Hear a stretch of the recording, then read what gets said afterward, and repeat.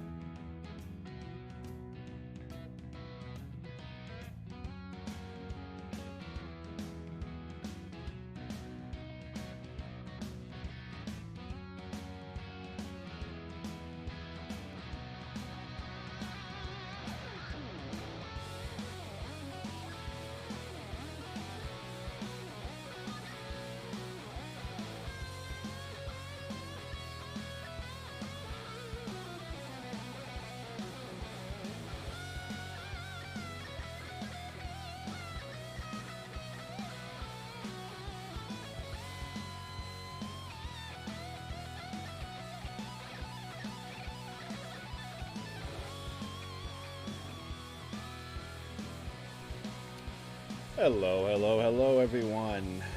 I hope everyone is having a great day so far. Welcome to another Mad Dog Mikey stream, this time afternoon edition. I am off of work for the week, so I figured, oh, why the hell not? Let's stream during the afternoon to give some people who aren't normally awake when I stream at night a chance to participate. I don't know what I'm gonna do yet. I think for a little while I'm gonna mess around on my temporal tune and finish her off because I've been meaning to switch her from a TOS TMP theme to a Kelvin theme, but I always said I want to finish the temporal stuff. Almost there.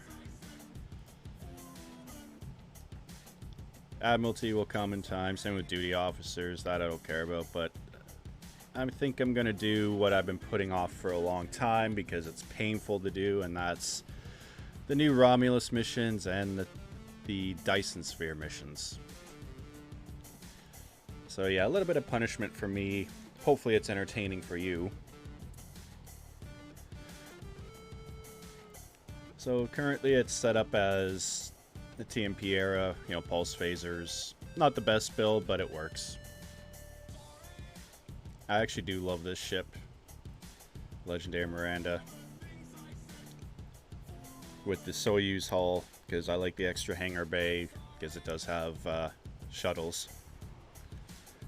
And I've never upgraded them, so yeah, a little slacking. But it's an alt, so it's not necessarily going to get everything. Has enough that it can hold its own. Okay, so let's get the punishment started. Let's do the Dyson Sphere. Maybe I'll do New Romulus. We'll see. It's a good mission arc. They did a good job with it, but in all honesty, it is a pain in the ass. I'll be honest.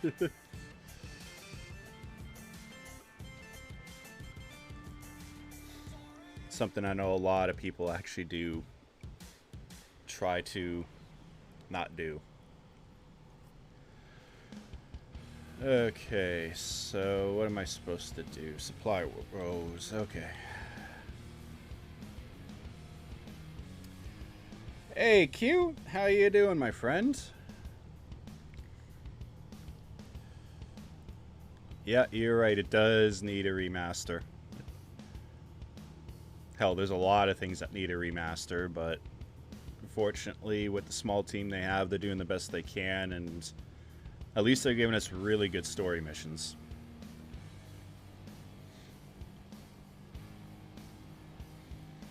Like, I'm really enjoying the new Terran arc.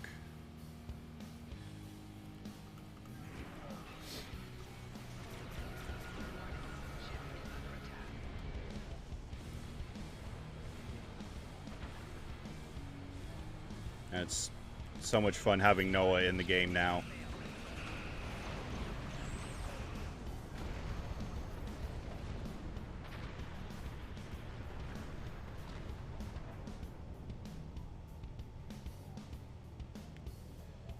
Yeah, those two definitely need to be taken out of the main line.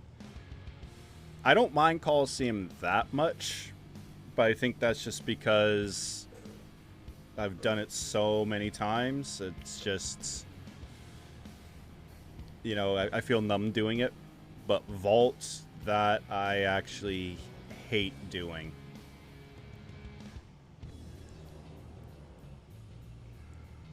Like, especially doing Vault on when I was doing on my KDF recruit. That was real painful.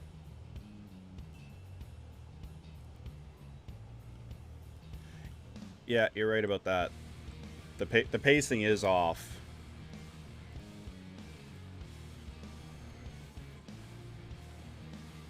But like the story of Colosseum is really good. I like the story, but the actual gameplay of it is, it definitely has not aged well. That's for sure. It hasn't held up.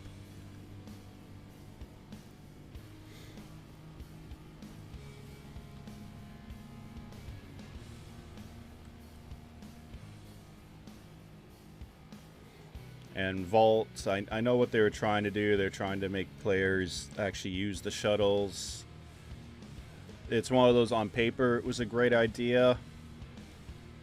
But in reality, nah.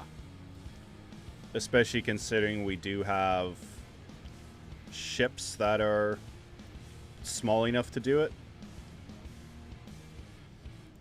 You know, it's like, let me take, you know, my Maquis Raider or my Bajoran Interceptor in, because those are essentially about the size, you know, a little bit bigger than a runabout.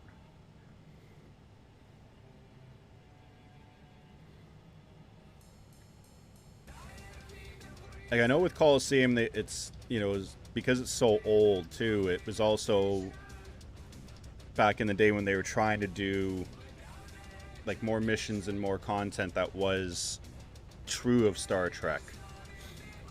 You know, foraging in the wild for materials for medicine and for a campfire.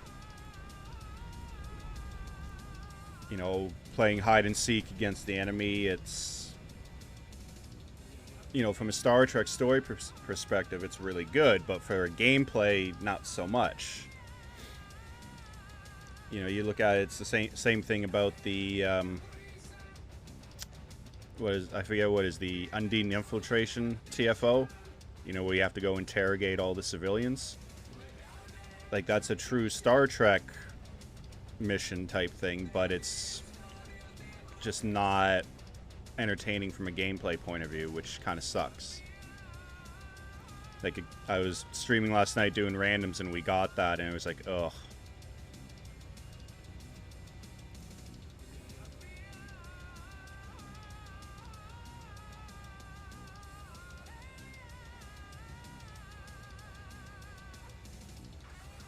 Oh yeah, yeah. Victory is Life is chef's kiss. But it's also, it's like you can tell when when they got, you know, budget increases. Like, you see how good the content is, and it was also like staffing and who they had work on them. Like, Victory is Life is my second favorite arc, and that's, I personally, the Iconian arc is my favorite. I think that one was just well done. The writing, the missions, everything about the Iconian arc is just, in my opinion, a little bit better than Victory is Life. Victory is Life story is better, yes. And of course, when you have so much of the cast returning for that, it was like, oh yeah. And same with the new Terran missions, having Kate Mulgrew back is just, or shouldn't say back, having her in the game is just amazing that they actually got her to do it.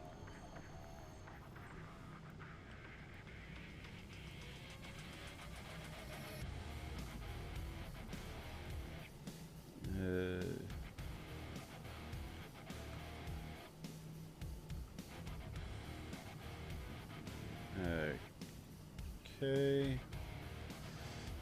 I don't know, because that's just junk. Okay, what's next? It's been a while since I've done this. Okay, contested zone.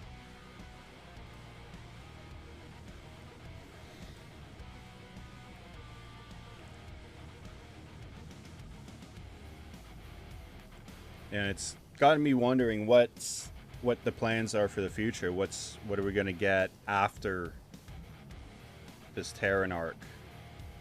And specifically, like everyone else, we're all debating and thinking who is going to be the Emperor. I know everyone has, you know, a long wish list, but I don't know. This is the contested zone. Yeah. I don't need to hear that.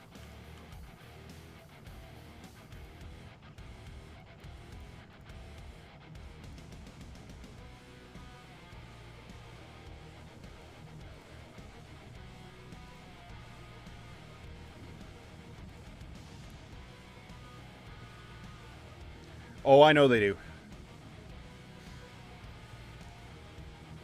Oh, I'm sure they're probably working on the next arc, at least like writing it and planning it. I know, like, they're still, from a development point of view, you know, like ships, environments, they're working on the next batch of episodes.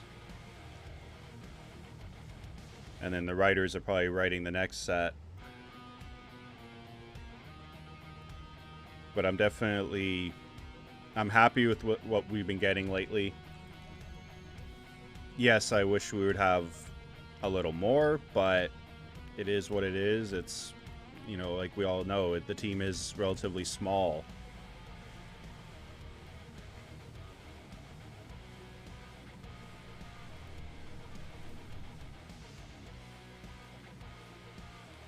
Oh yeah, yeah. I'm sure Thomas is both happy and dreading every time he probably gets that package from CBS saying, "Oh yeah, here's the ship. Here's some new ships."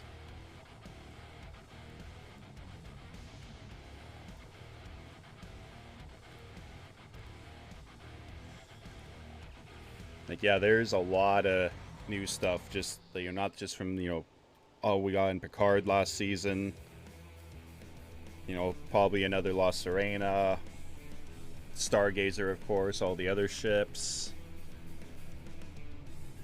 Industrial. Not to mention what we've seen in Strange New Worlds so far, with the art, you know, the Archer especially being on screen and made canon. That Miranda / California variant in the background. Oh, absolutely. I was so happy for Thomas that they approached him and had him work on those ships and bring STO ships into the game.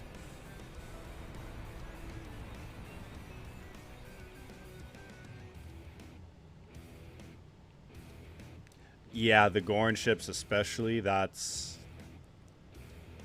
going to give us probably at least the two of them, and possibly maybe even those fighters as even pets. Or we'll just get the Dreadnought as a Dreadnought carrier with those as the pets. I don't know, but they looked awesome.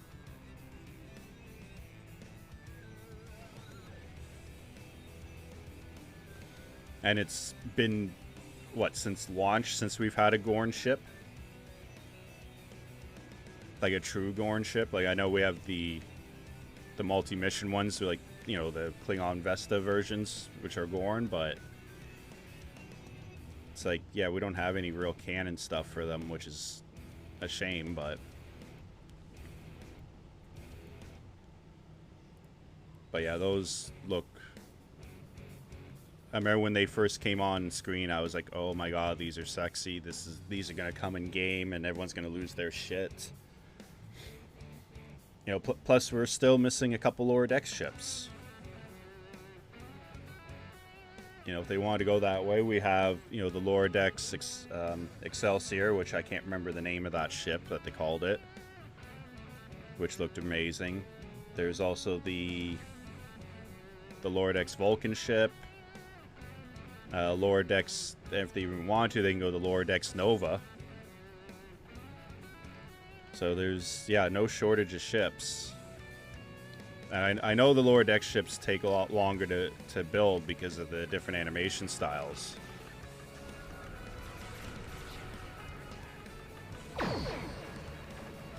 I just wish we would get Prodigy, but I don't think that's going to happen, because I don't think Nickelodeon's going to want to have their stuff in here because of the rating. But as you know, in the entertainment world and in the video game world, never say never.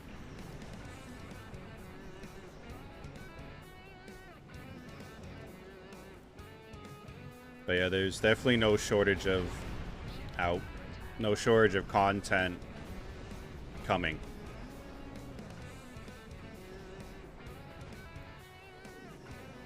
Lots of ships coming, lots of possibilities for stories, all kinds of stuff.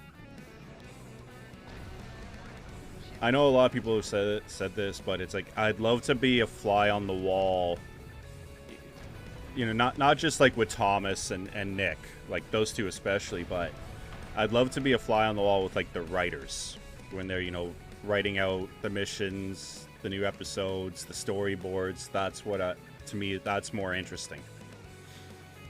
You know, just to be a fly on the wall for their brainstorming sessions. Yeah, lots. And that office is very busy right now. Oh, the dreadnoughts are out already.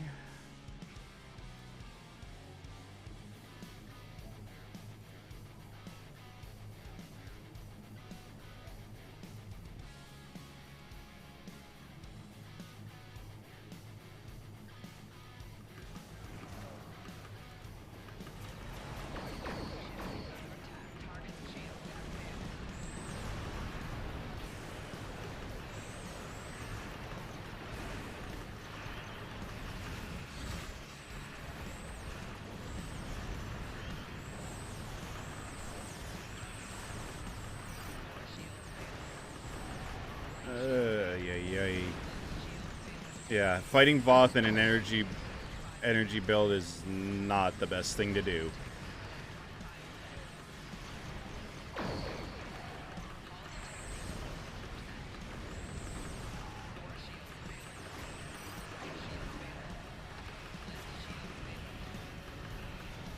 I don't know what's more annoying at times, feedback pulses or the Voth's refractions.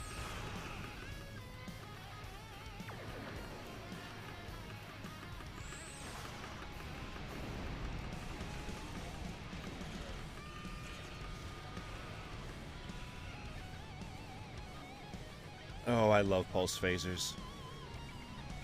Pulse phasers are definitely my favorite.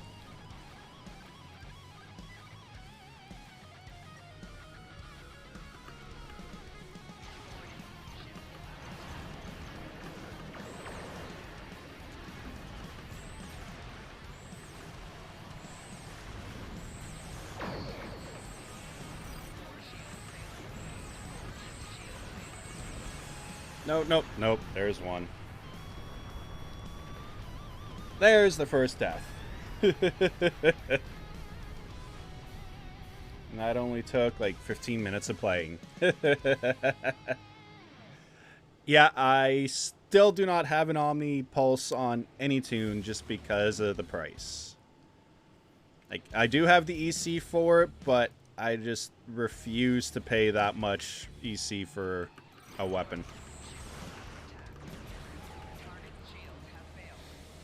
The only two good Omnis, like lockbox Omnis I have are the Agony and what do you call it, Baul. And that's just because I got stupid lucky and actually pulled them.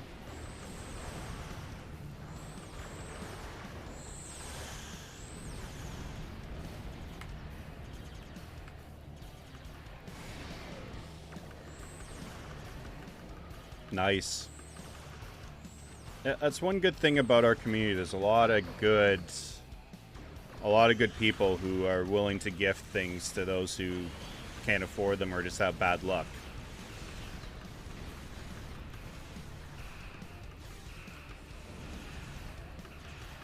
Like, yes, don't get me wrong, our community's not perfect, but there's a lot of good people that make up for that.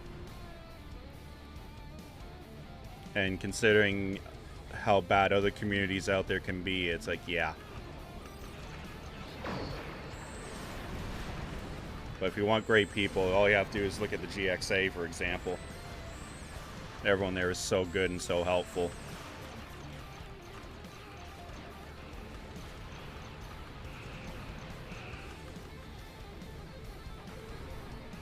Yeah, I pulled that Baul Omni and then realized, okay, it's a bit redundant on my tank because the tank's supposed to be broadsiding. I don't really need two Omnis because I have the Lobby one for the set.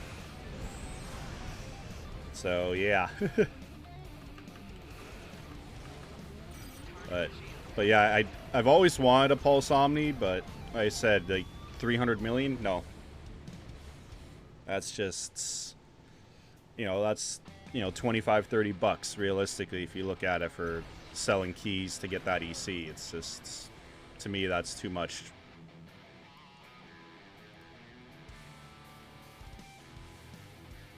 Just like the other thing that's been really pissing me off, and I know it's pissing a lot of people off, is the Borg duty officers. Especially that 27 of 47 that goes for, if you ever find one on the exchange, it goes for like $1 billion plus. Like, we need more of those, and unfortunately they don't drop that often, especially in the Infinity box, but even on the Borg boxes they don't drop that often.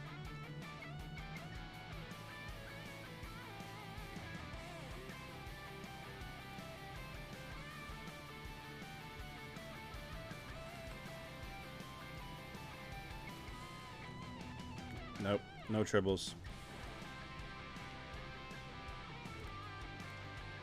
No tribbles, no thank you.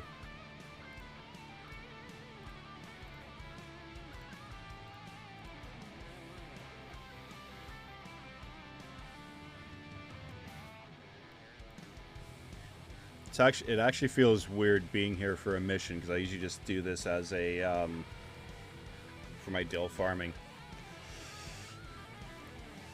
My KDF has the cannibal ones, yes. For, you know, the triple carcass DOF mission.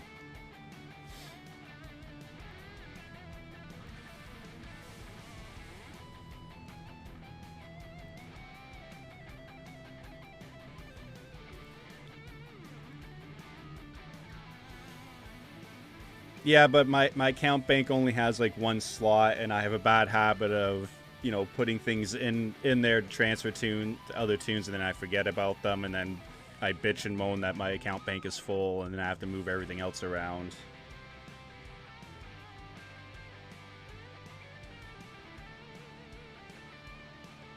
Hey, Ronan.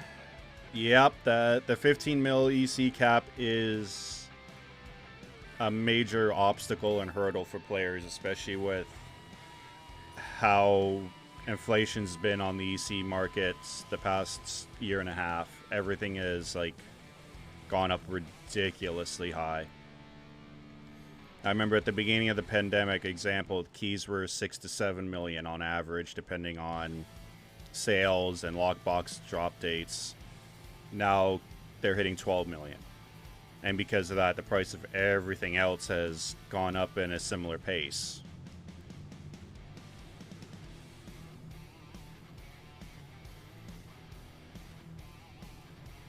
I'll say the same thing to you that I tell a lot of other new players. The only one item I do highly recommend you actually do buy, even if you want to stay free to play, is the EC cap increase. Normally I would tell people, yeah, just farm the dill, but considering that the dill market is a little messed up at the moment, and it's going to take you upwards of 10 days to get the Zen, you know, just buy the $5 package of Zen, buy that EC cap increase. It'll make your life a whole lot easier.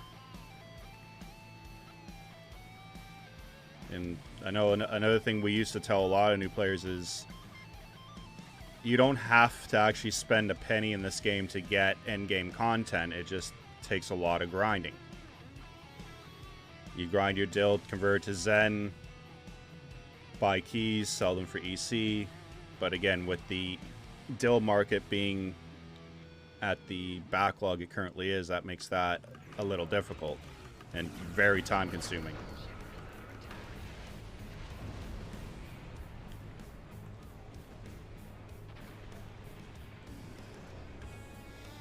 Hey, Rob.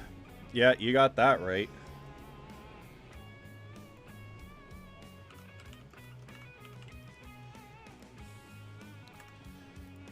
Give you a shout out because you just started streaming.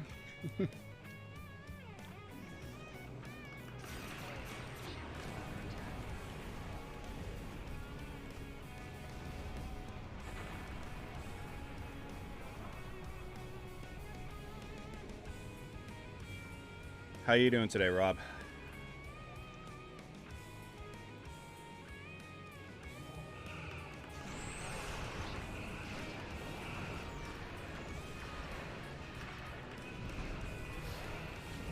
Yeah, the grind used to be real. Now it's just insane, in all honesty.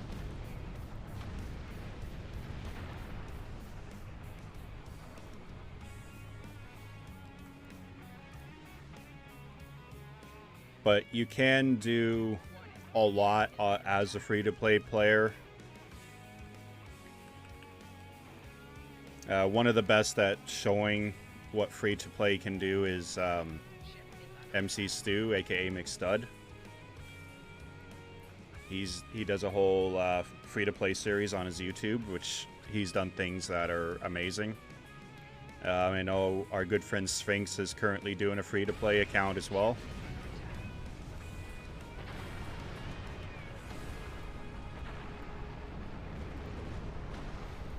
I personally just don't have the patience to do a free-to-play challenge.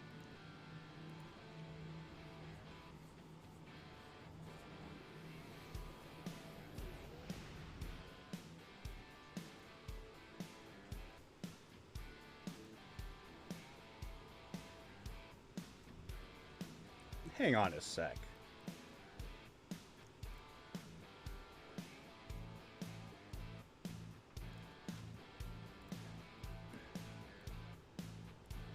Yeah, that fleet leader was me, wasn't it?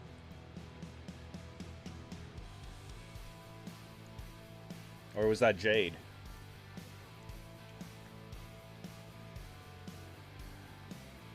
Because, yeah, I'm one of the fleet leaders in that fleet as well.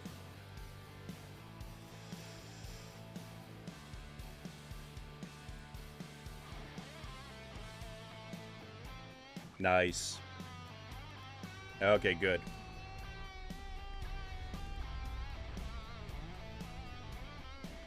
Yeah, Jade's a good guy.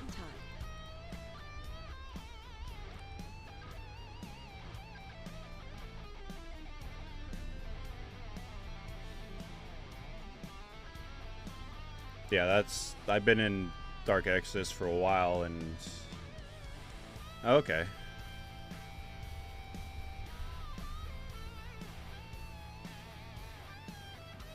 Yeah, I still have, I think, 3 tunes in Dark Exodus. I know I've pulled a few out to go to other fleets, but Hannah's one of my mains, and she's one of the admirals there. Plus this tune's still in Dark Exodus. Thank you for reporting so promptly. And my engineer's in there too. So I have Hannah, Alyssa, and Scarlet.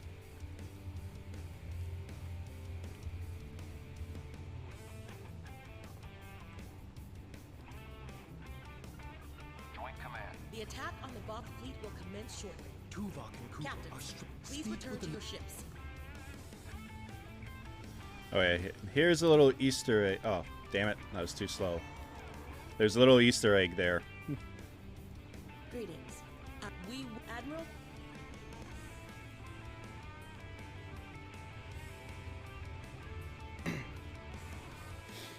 Yeah, I did a bit different with my Jirok. I did a science lazy boat because I wanted to beat Stu from doing that. Because I know we were all talking about it, so I did it first.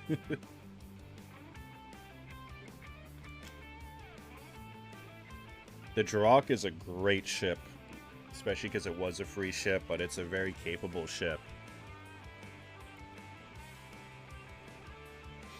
It's definitely up there for value and performance.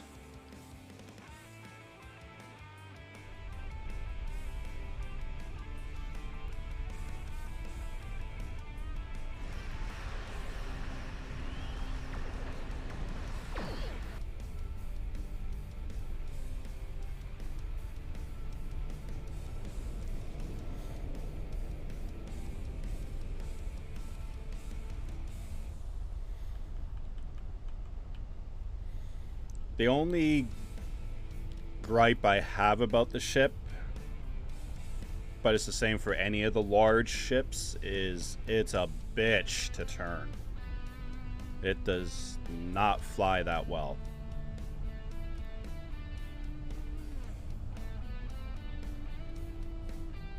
but it is fun.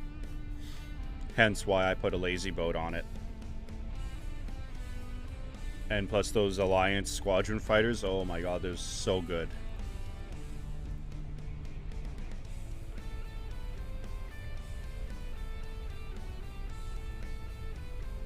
I might have to come back to this mission, do some Space Barbie. Because this is a pretty map.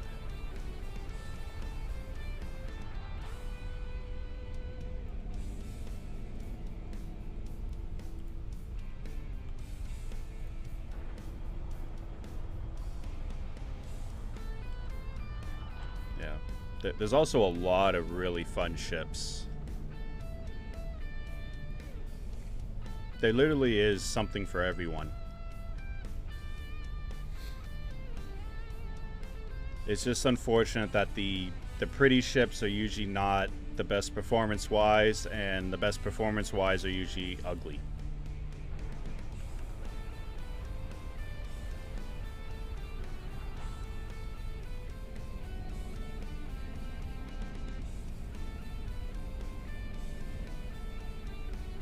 Oh, there it is. I flew right by it. Yep.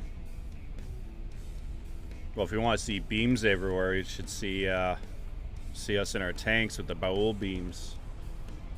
Those plus the refractions.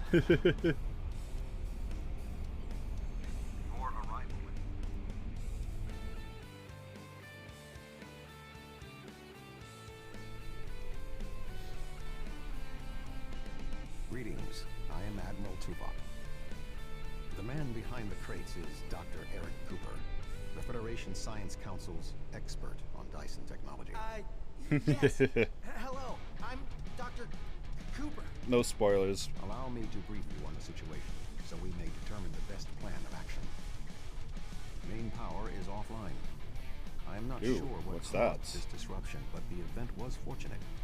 The darkness is a distinct tactical advantage. Ooh. Manual overrides What in did? each room. Ooh. I have temporarily disabled the one between us and the Vaught. Unfortunately, the Dyson's captain did not survive the Vaught's initial Okay, I was wrong about something. I did not think we were gonna get any coalition stuff, but I just saw what Augie just shared. Ooh, those uniforms. Ooh.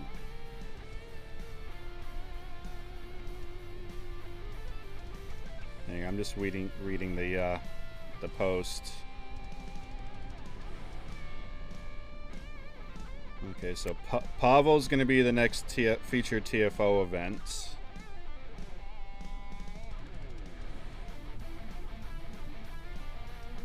And the prize is going to be Mirror Coalition uniforms. And they look smexy. Ooh.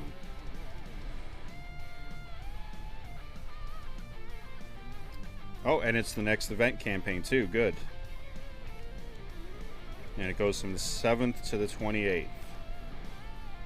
Of course, it's going to start next week. Ground. Hang on, let me... Just, I was going to say, just pull it up from the GXA socials. Yeah, those are sexy. Hang on, let me do this just so everyone can see. Do that. So that's them. That's part of the next featured TFO prize, and those are nice. I like those.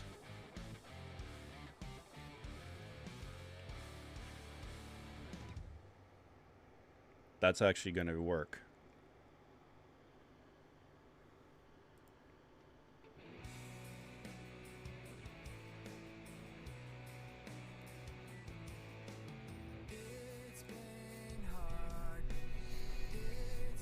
Yeah, the ground Pavo I do enjoy as well. There are more than the two of us.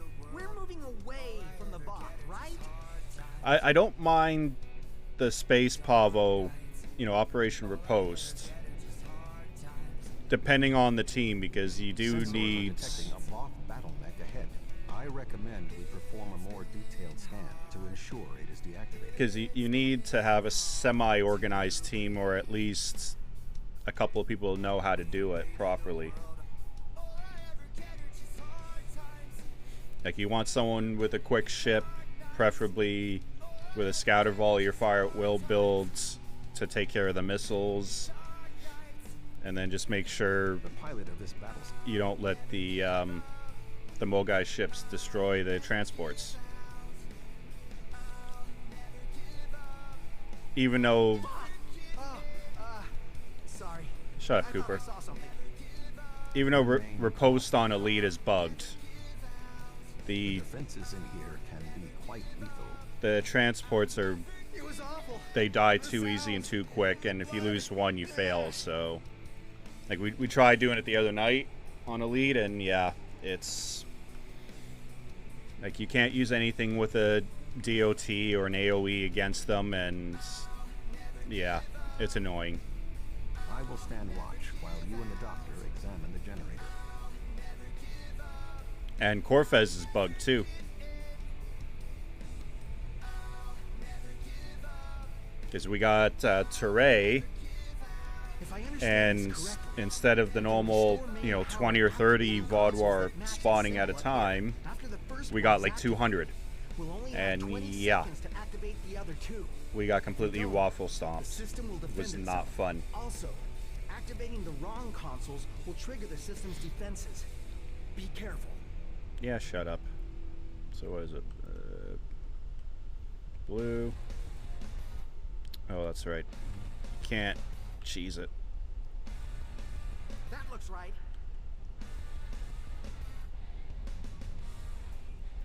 That looks right. That did it. The final console is unlocked.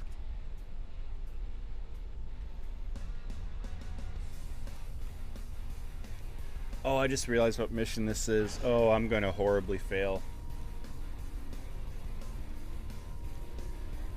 I'm gonna horribly fail soon.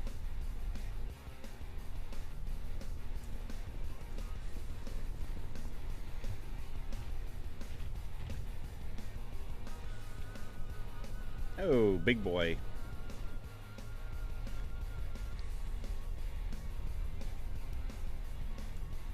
This does not bode well. Restoring main power. What are we going to do? My help? What could I... Tuvok said that? All right. And I If I try this, particularly don't care about Cooper, getting the we right require EV a suit. solution. I'm working on it. Vulcans. If I can just try that... Yes, I have it. So the thing is with this mission, you have... Allow me. Instead of activating the defenses to assist you, slim enough that I cannot I can activate. I'll wait here. You go on ahead. that if you do different combinations, you get different EV suits. If you don't take any help, you get the really good one for damage. If you take all the help, you get the good one for defense. So it's one of those annoying ones that you gotta kind of do this like 3 times, but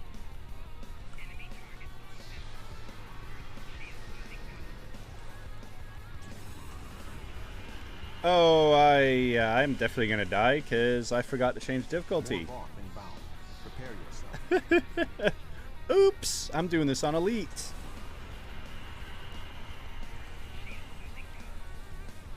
Because I was doing some patrols earlier to help people level up ships. Oh well.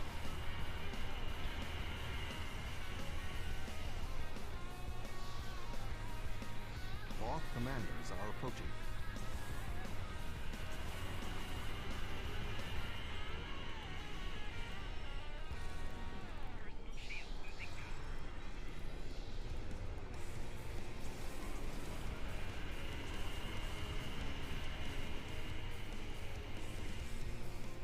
We should move forward.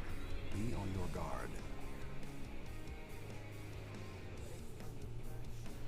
Okay, I actually did not think I would do that, but whatever. Well, that's one of the reasons I have the death counter. Let's just see. A Voth soldier is activating the battlesuit.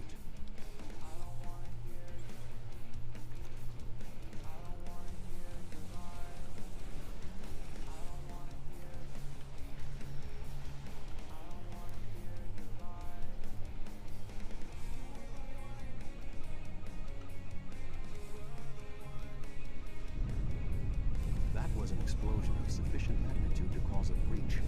Doctor, what is your status? I'm fine, I'm fine. The Voth can't get in.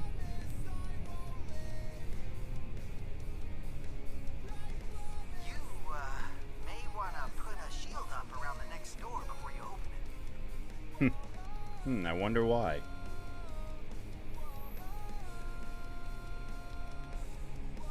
Okay, OBS, why are you dropping Would appear frames? all God damn that it. is Between us and our modification of access space. I'm here, I'm here. Wait. Doctor, we require a way to access the other areas of the station. Your thoughts? I have an idea, but you may not like it. Yeah, Those you're right. EV suits- I'm not gonna like it. So, which suit did I actually get?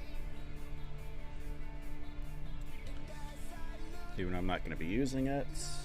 Doctor, are you going to prepare your suit? Okay, I got the marksman. Me? Of course not. It's far too risky for me to go out there. We will need So yeah, this is the overcome his fear. medium one. Complete our mission.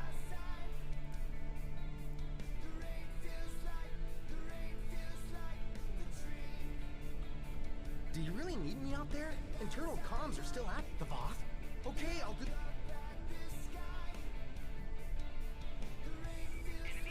Oh, what the hell?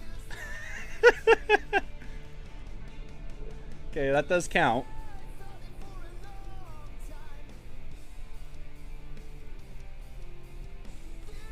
Oh, do I actually have to put the Dyson one on? Come on.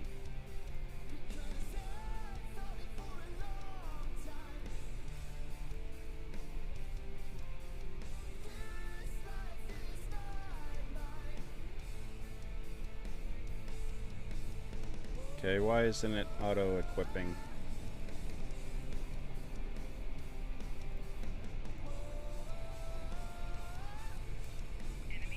Okay, what the f... Okay, now...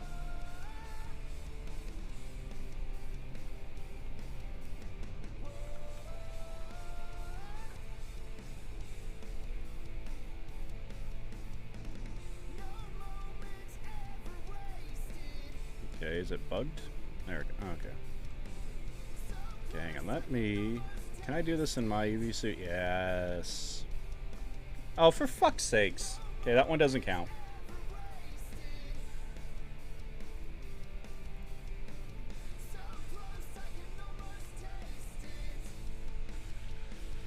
That sucks.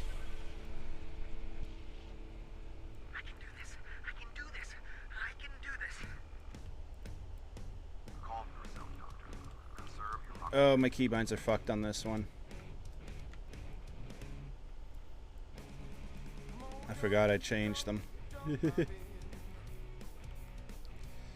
This is what I mean by you're gonna see me fail. Because I am terrible. Absolutely terrible at the EV suit.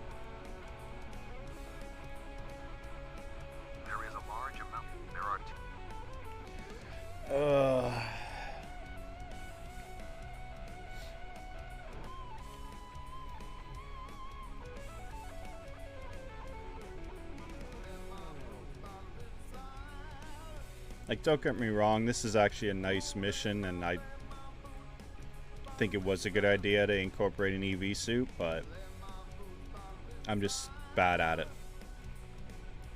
And yes, I'm not much better at the floaters on Ryza either.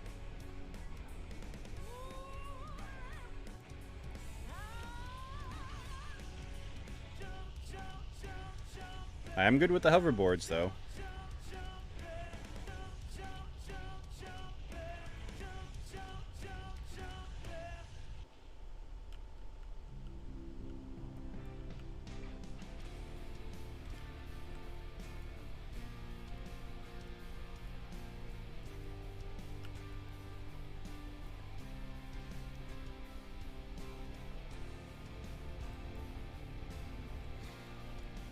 I should practice because Rise is coming up, but considering the event's next week and runs for 3 weeks, looks like, so it means Rise is going to be, what, first week of July probably? Which is good because I'm out of town next week.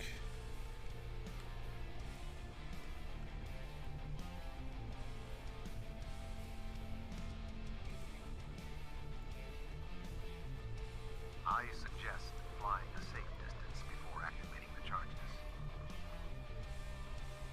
Yeah, that would seem logical too, Vok.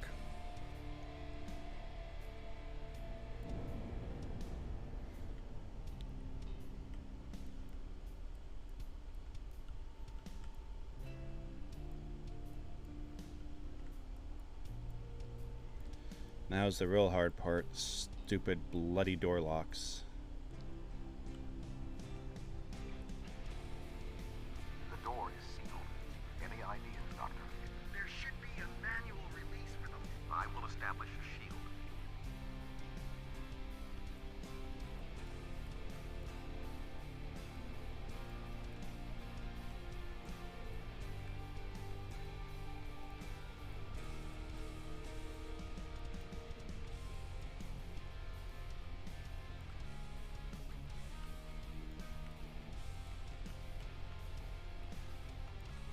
See what I mean? I am just terrible.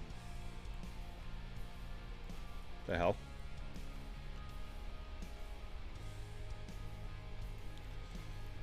Rise event is fun. You'll enjoy it. Were you around for... were you here for the winter event?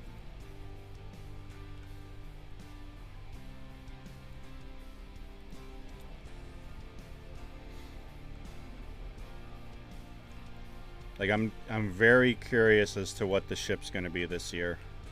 I've heard rumors of a few things, but as you know, you can't trust rumors. Well, hello, Sphinx.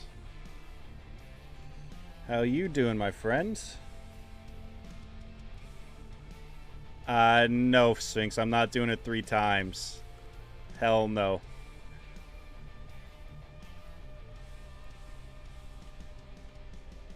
Hell no. Nice.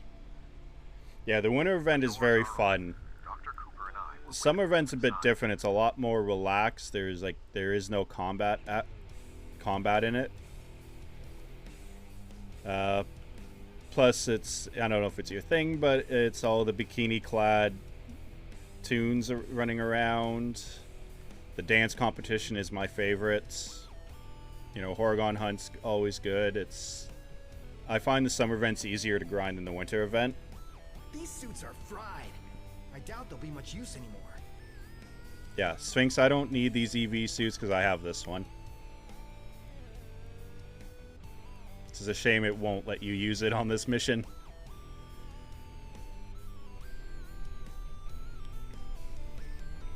Coffee's always good. Something has closed the doors. Most unsettling. I think the station's defenses are activating.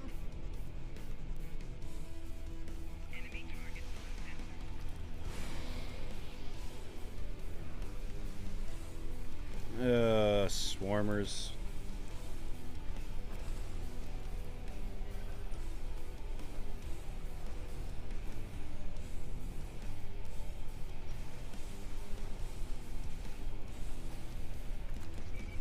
We should should move forward before more defenses activate.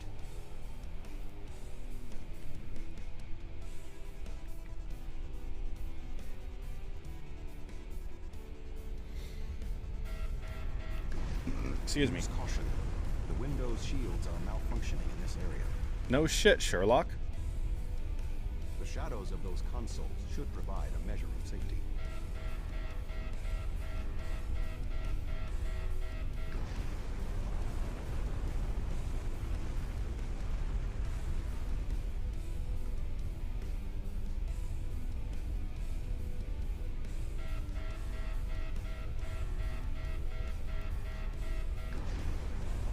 The shields will hold.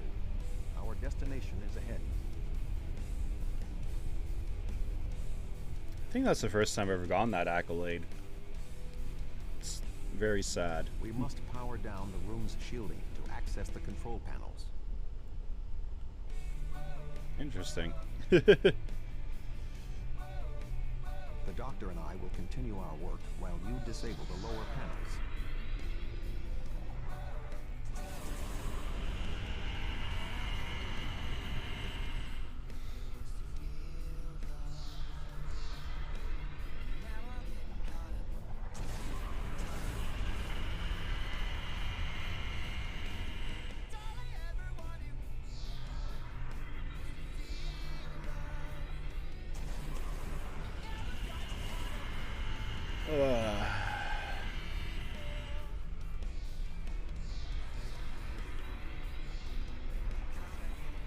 I remember the very first time I played this mission all those years ago. I used to get zapped by these Reactivate things the all the shields and time. we can complete our mission.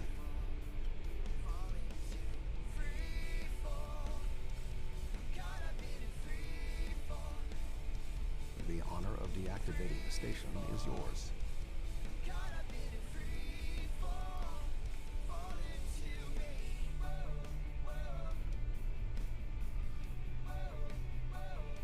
There we go. The deactivation program is moving nicely. Doctor. Exactly, I'm detecting something Sphinx, yep. serious. Energy levels in the gateway. And considering you rising at an get exponential rate. free ones It from appears the to be Nakura rep just from grinding it, What? and those are pretty Let me decent check. too. Oh, this is not good. The gateway is designed to be an escape hatch in the event this station goes offline. Yeah, yeah. Hey, Stargate. How you doing today, my friend?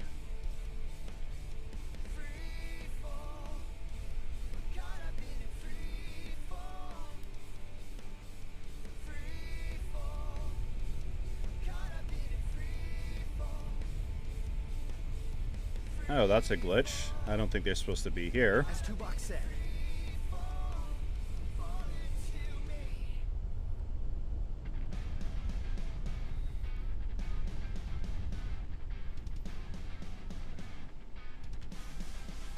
Well, yeah, the Burnham one is the best one. That's the one I use on all my tunes, except for this one. Like this one, I use the So sorry. the I wish I could have found a Star Trek better 6 way. one because it's I failed themed. you both. Do not dwell on this. If there was another option, we would have found it. One.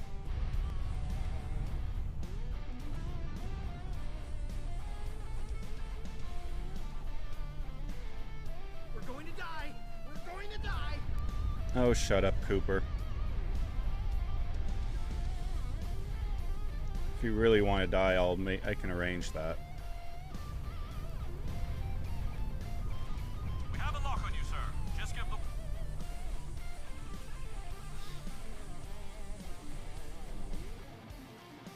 And now we get to play with a ship that, another set of ships that desperately needs a revamp.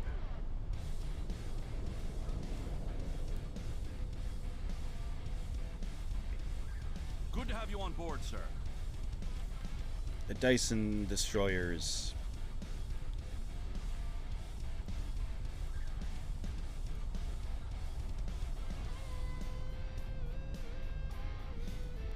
Yep, I know, Swinks. I've had that happen too many times than I care to count.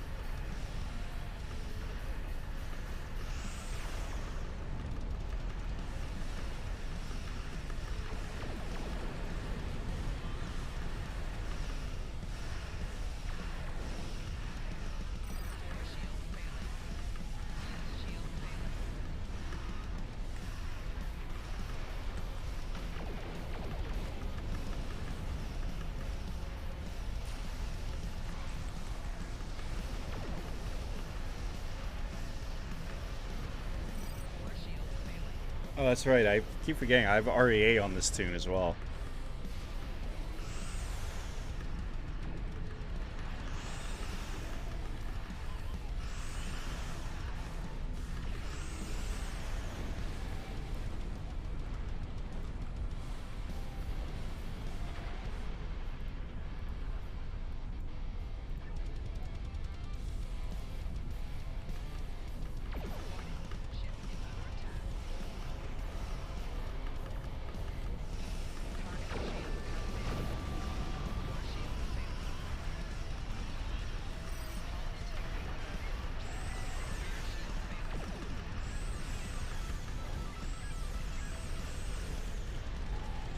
Yeah.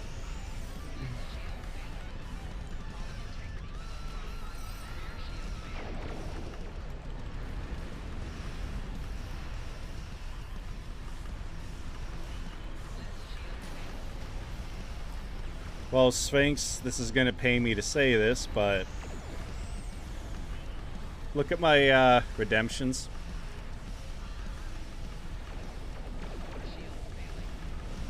And Stargate will tell you what happened last night. Because I'm an idiot.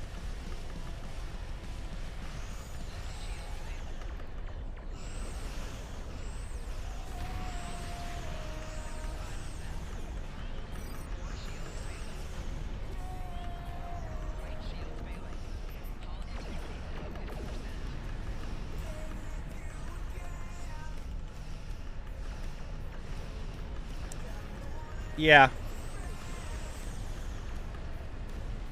Yeah, because I am a professional streamer. I didn't put a cooldown or a limit or anything on it. And 4 people decide to claim it back to back to back to back.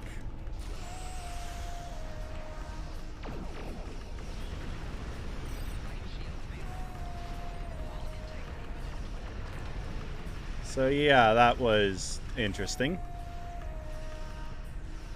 And not at all surprising. I think it was Neojet was the one that started it.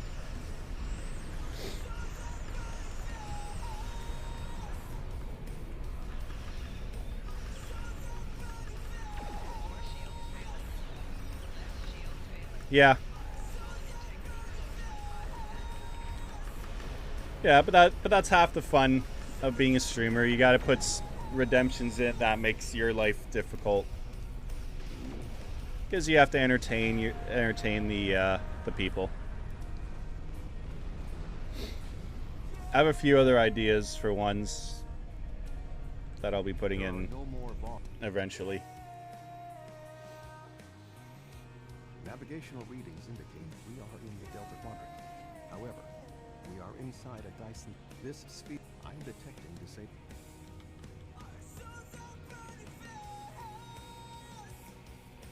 Thank the prophets. I knew someone would find us.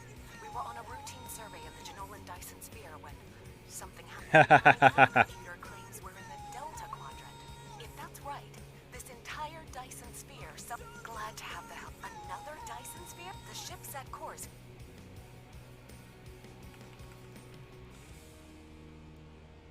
I have extensive experience with them.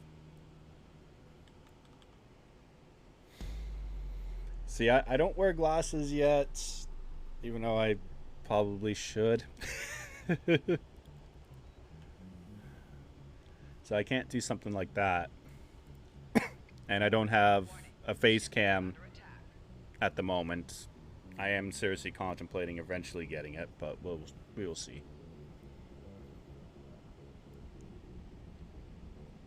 The Voth are moving towards the door. Tuvok? Your query will have to wait, Doctor. Shields are down and we... Yeah, I thought about that one.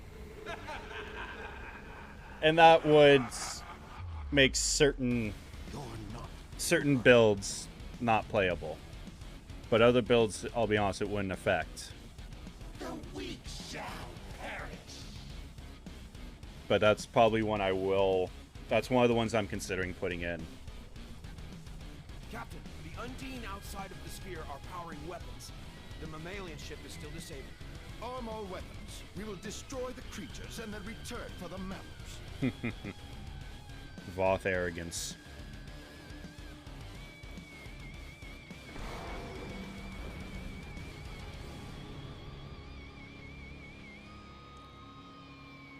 Yep, that's what it gets you.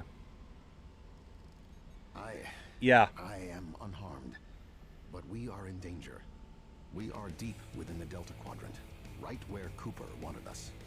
Yeah, on We my do not know how long this infiltrator has impersonated any of my Cooper, beam boats or even my or the torp extent boats, of what yeah. he's done. But exactly on the science However, boats, I am quite yeah. familiar with the tactics of species 8472.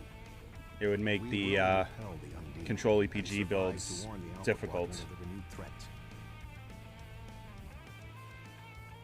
Finally, a worthy adversary for my new ship.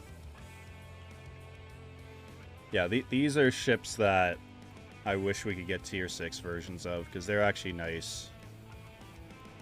Really good ships back in the day, but like so many other things, they have not held up and not aged well. Do you feel angry, Tuvok? Frustrated? You were so easy. I do not get angry. I rectify my mistakes.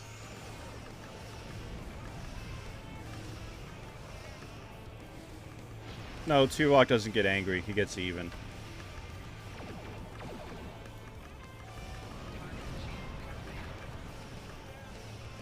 More ships on approach. This vessel cannot defeat them alone. I don't have them either, but you know, the little preview flying them in this mission and They are extremely the dangerous. looks of them, they're actually nice. And again, I think that's something that does need to be updated. Sets here to provide any assistance you require. There's Jirok. I don't know why, but I simp over her.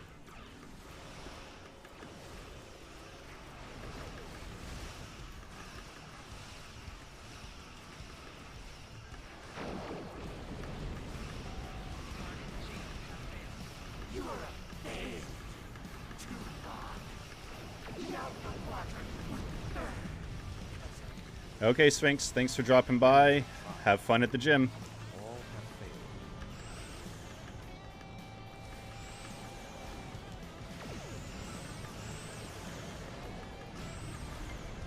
Three Undine battleships inbound. 3 battleships? That may be a problem. Oh, hush. We hold here. None of the Undine get through. 3 ships is nothing.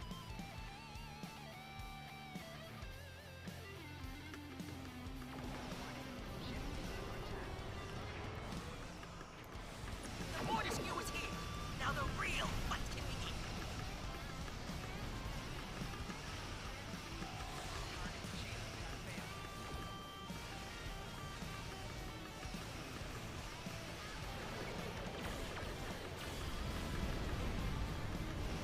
Fortescue has transphasics? I didn't know that. Not complaining.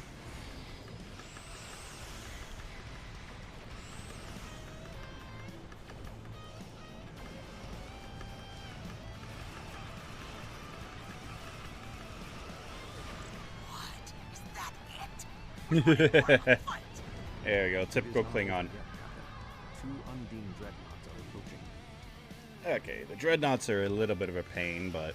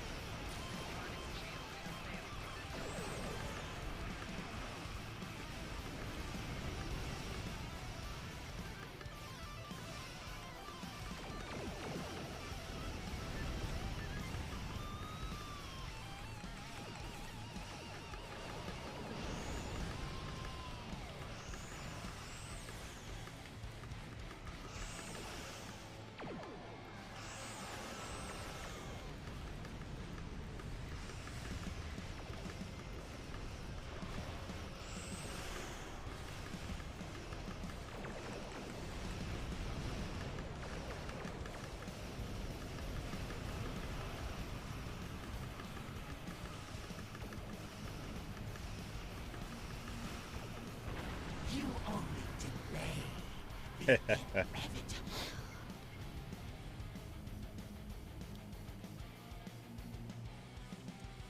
to see you. We would have arrived sooner, but there was a Voth fleet. Congratulations on a successful mission. Now the Romulan Republic will take up. No, this ends now. Our generosity to the Romulans can only extend so far. The Klingon Empire claims this Dyson Sphere as its own. Are you prepared to back that statement with action? The Klingon Fighting over this sphere is not enough. The Klingon Empire will not sit and wait while the Federation... The Romulan Republic will continue to take responsibility for areas within our jurisdiction, but I do not wish to cause a rift in what has been a successful joint action.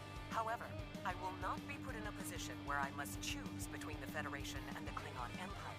We have agreements on both sides that must be honored. Sub-Commander Cole can handle the details. I am a ship captain, not an administrator.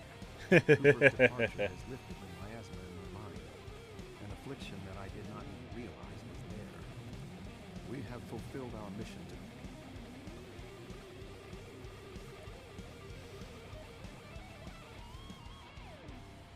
The sphere is under Federation control. This sphere is only accessible through an Alliance-controlled gate. Diplomacy. Then perhaps it is time to end this alliance. This is neither the time nor the place for this. Commander Jarrah is correct. The Undine are a threat to us all. Now they have direct access to our space. I propose a summit. We must decide together what we must do to protect the Alpha Quadrant. Our disputes may need to be put aside in the face of a greater enemy. I volunteer to mediate these talks. Dr. Cooper manipulated me to achieve his goals. It is only logical that I take responsibility for what has happened here. Very well, Vulcan. We will finish this later. Klingon diplomacy at its best.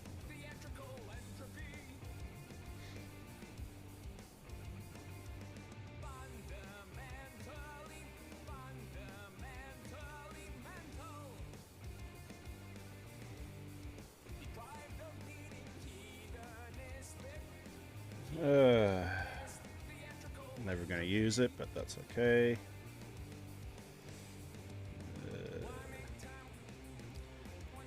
Okay, before I do that mission, I need to go for bio break. So I will be right back.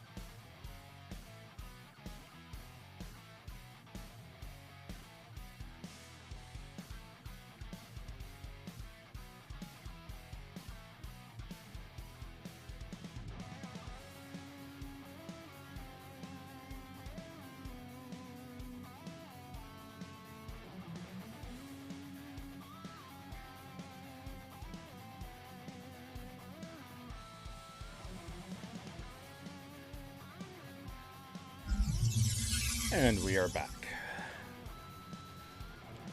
Okay, well, let's clean up some paperwork.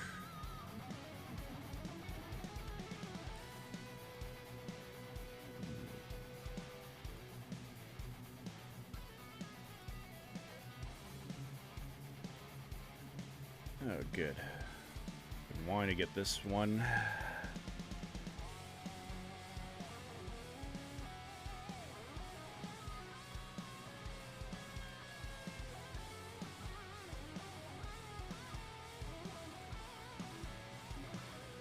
And more KDF.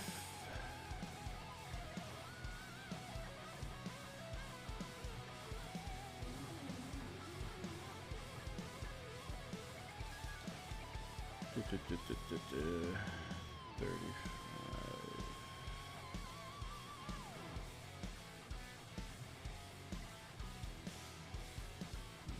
60. No, damn it, not enough. Oh, what am I doing? I know which one I could use. Duh. Oh no, it's... Nope, not that. Damn it. I hate ones like this.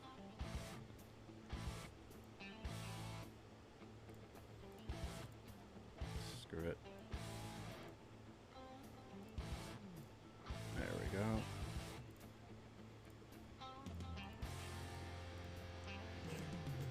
Okay. Time for the Undine Battle Zone.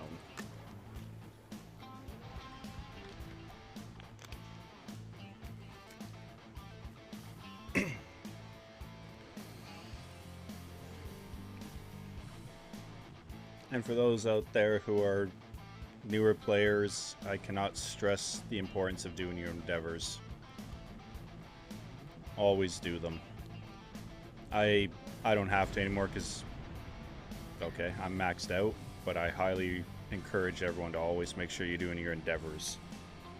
Because they are account-wide, and they do make a noticeable difference.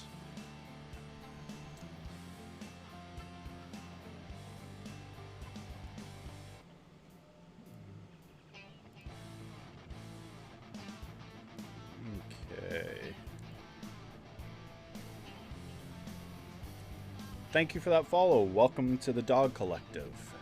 I hope you're having a great day. Let's see, what's the next one? Boy, they really need to update the thumbnail because we haven't seen those uniforms in years.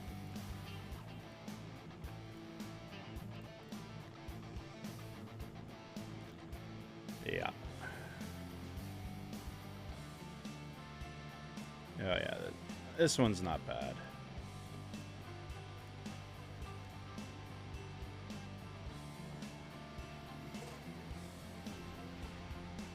Yes, I have. I was messing around with it last night, and all I can say is, holy shit, that thing is awesome. Even as stock, like unupgraded, that thing is potent. Oh yeah, let's watch this very, very old cutscene.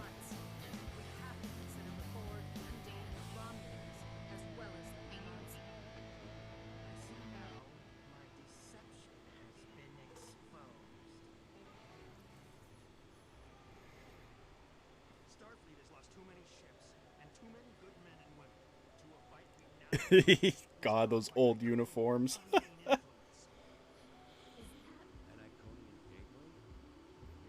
Wow. Oh, War Sold costume. Oh.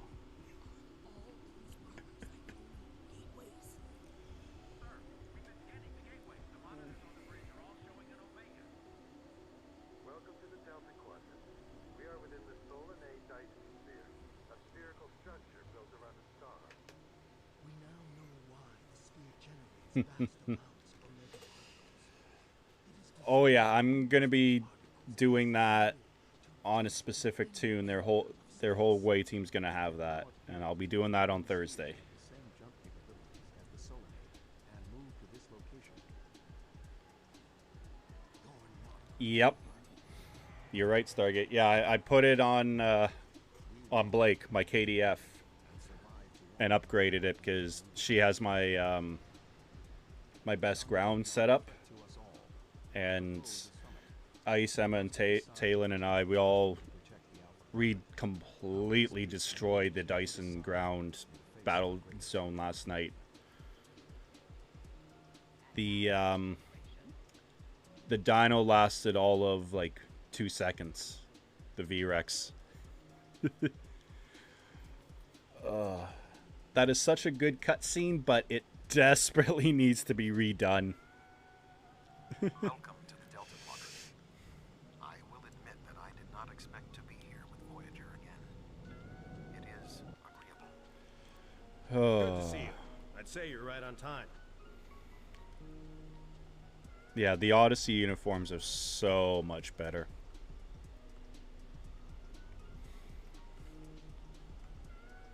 Yeah, even when we were doing randoms last night with you and Augie using that set. And then Big Papa flying through with the with the lower decks kit module. Oh, that was hysterical. Thank you for joining.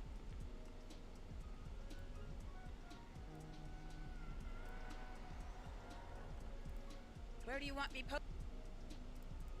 Where do you want me posted? Oops.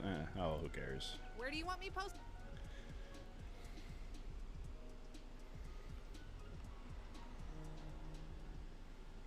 Yeah.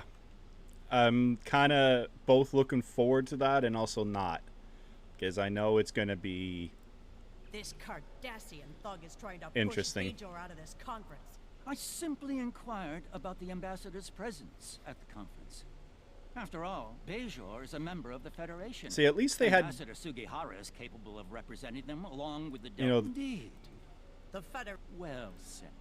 You know, they brought Garrick, you know, got Andrew Robertson to do Garrick's voiceover for this. Same with, I believe... Where do you want me posted, sir? Yeah, just go.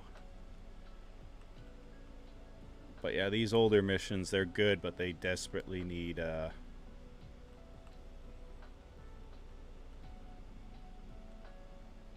Okay, didn't I send her to Klingon? Okay, where's the other guy? Where do you want me posted, sir? Go to Romulan. You're good there.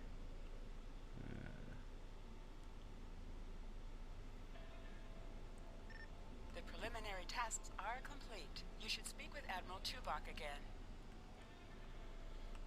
Oh yeah, they still haven't fixed that bug yet either. That you can fall through the floor. Thank you for your assistance.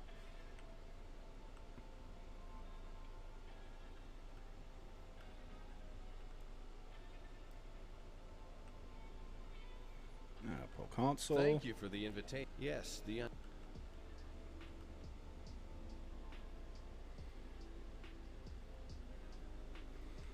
Same. Well, I shouldn't say lots. I just have one. The Federation's... You've spoken with representatives of all of the delegations. Yeah, You should yeah. return to Admiral Tuvok. Come on, button. We are almost ready. Yeah, I just have one tune left. Yeah, you're right. It's not a bug. Sorry, it's a feature.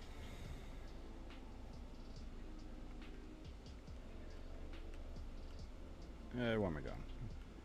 Go talk to Garrick. Ah, it's he.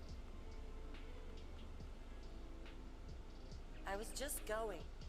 Yeah. Impatient Bajoran. Oh no, they didn't put Rom on this. Oh, yes. Oh, they did. See, that's a bug.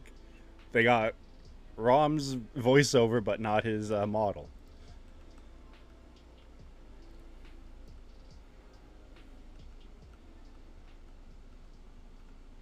Oh no, there's Rom. I suppose.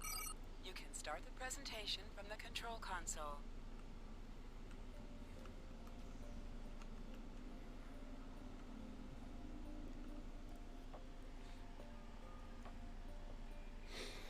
Yeah, the only tune I have left is my newest The Delta. Undine represent a clear and present danger to not only the Federation, but also the Klingon Empire and Romulan Republic. The damage done here by a mere handful of ships is clear evidence for the need for cooperation. With respect, Admiral, the Romulan Republic is quite capable of leading exploration and security measures here, just as we have led efforts to secure the Solanae sphere. My militia... I find it interesting that the Federation suddenly has concerns about the Undine now. Where was the Federation when the Empire discovered Undine infiltrators in the Alpha Quadrant? Or is the Federation only interested now the Undine threatens something you want? Given the exceptionally complicated nature of such... Ambassador, given what we now know, that was a mistake. The Empire recognized the Undine threat years ago. We didn't. You admit you are wrong? The evidence provided by Admiral Tuvok and his team is sound. Thank you, Captain Sean. Very true, Stargate. However, dwelling on past mistakes will not solve the problems of the present. Our fleet stands When ready to people protect complain, both it's like, spheres from the Undine. I'll just say, The Undine can wait. have you ever played Cyberpunk? To discuss. Who owns this sphere? I represent a consortium of businessmen on Ferenginar.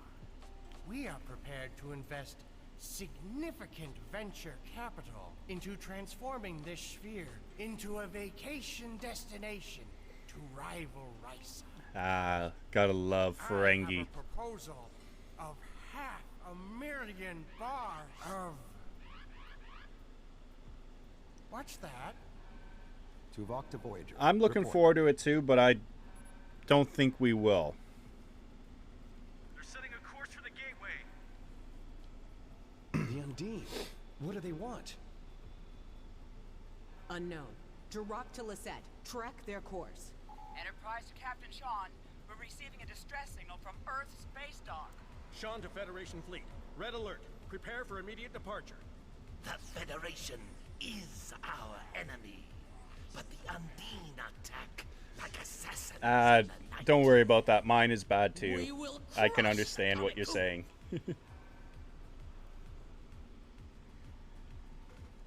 A significant Undine force. Yeah, this mission has not aged well.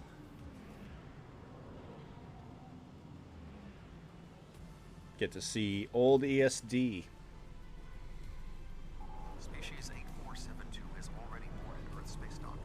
Once we are through the gateway, we must render assistance as soon as possible. Yeah, I'm afraid Stargate's most likely correct on that. A lot of things in Strange New Worlds are going to be one-off because it's going to be like episodic. There's not going to be a real arc like we got in like Discovery, for example. I am picking up. Agreed. Fine. Enterprise will set course for Luna. Fortescue and Lisette will lead the fight on the far side of Earth. Earth is one of the most secure planets in the Federation. An attack this small is unacceptable. Yeah, they're just acting like the Breen did during the Dominion War.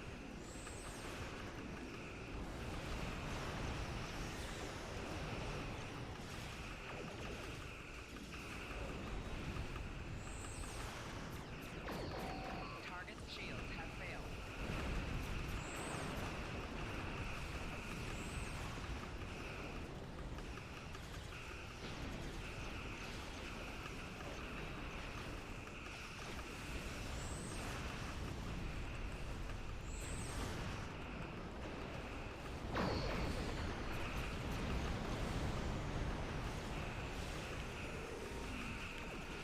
On one hand, yeah, it would be, but on another hand,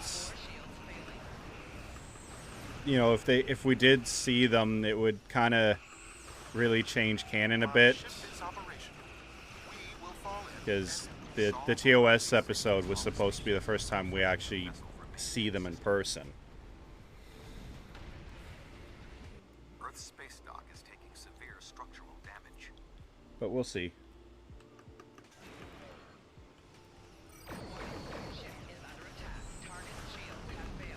If we do not hurry, Earth space dock may be destroyed. I would say if that was the true damage, it would be destroyed.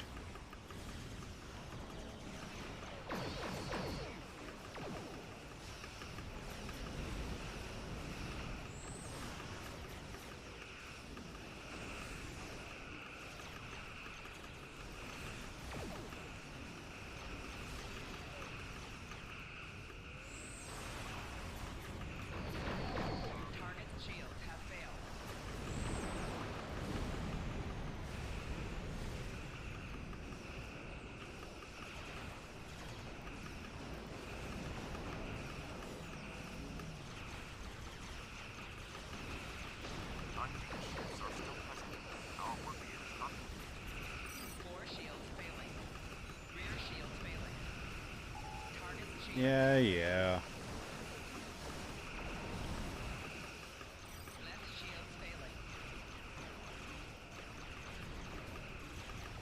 There are still Undine ships in the system. We must eliminate them. Yeah, Tuvok. Patience.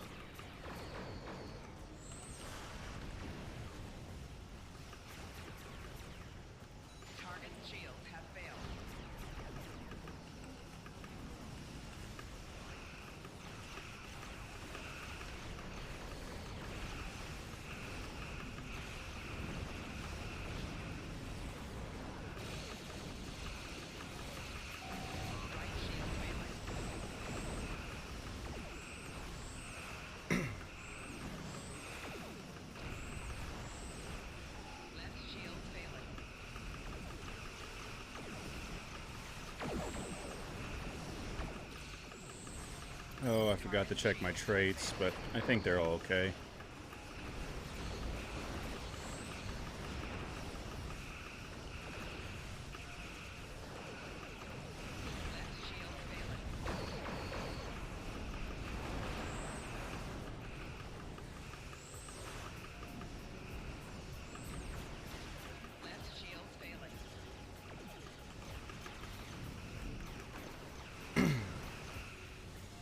Tethys Dreadnought, inbound.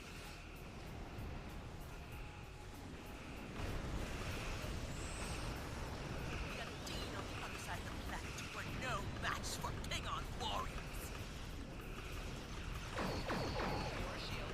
Of course not. Lunar colony secure. We will put an end to this together.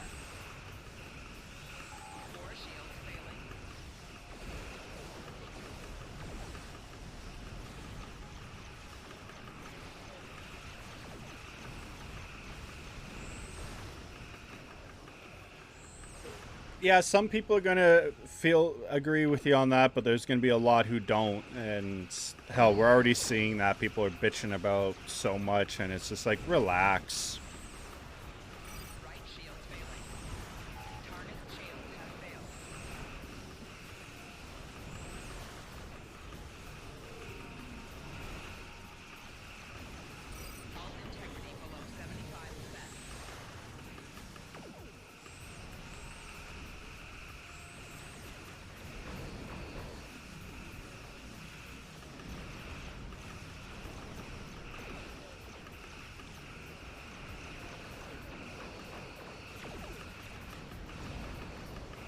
Like, I wouldn't, it wouldn't bother me if they showed them.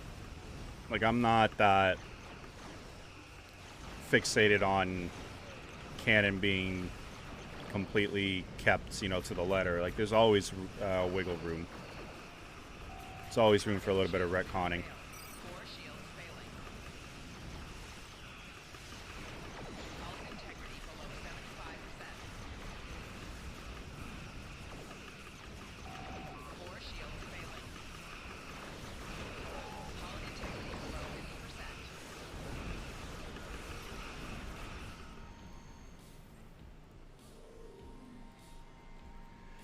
Oh, old ESD, here we come. Any ships still in range? There are Undine hunting parties on Earth space dock. There are Undine ships attacking key sites across the quad. I've received orders from New Romulus. In light of this situation, the Lisette is being recalled. The boarding party is on Earth's space dock. Yeah, all these new truck haters can just, yeah. Earth's space dock has sustained severe damage from multiple Undine boarding parties. We must locate Admiral Quinn. The most expedient path to the Admiral's office is through those doors. Our mission objectives are clear. Oh, this brings us back, eh, guys? Old ESD. God, it's been years.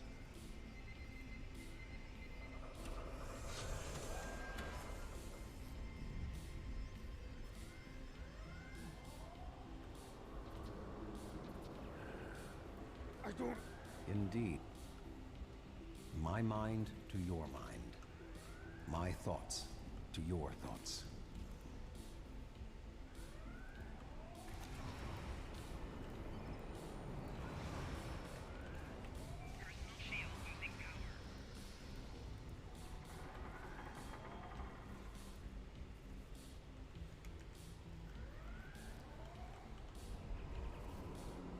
We need to...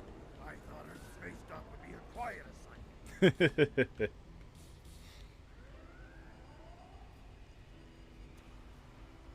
Be cautious. There are more Undine nearby.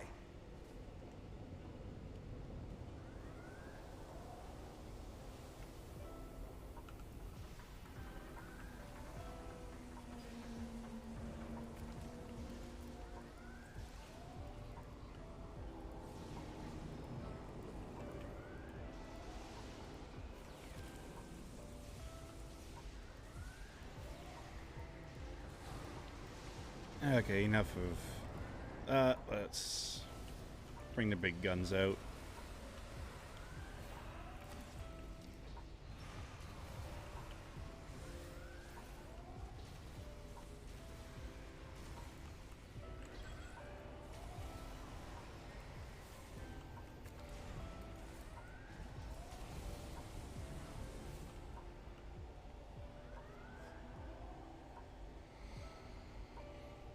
Yeah, that's true. Well, and even the captain's quarters too, but... Admiral Tuvok. Be cautious. There are more Undine nearby.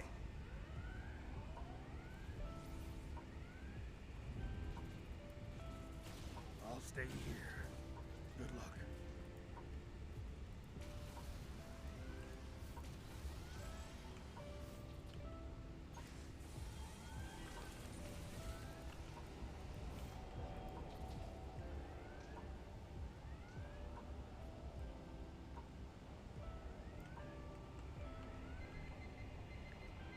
Admiral Quinn.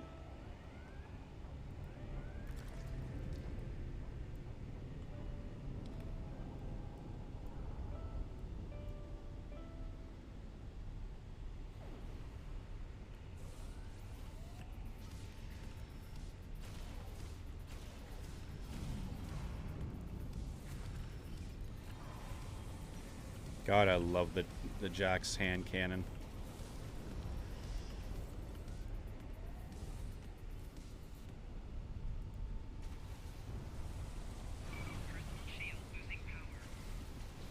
Yeah, like Pike's quarters are what, about 5 times the size of what Kirk's are supposed to be.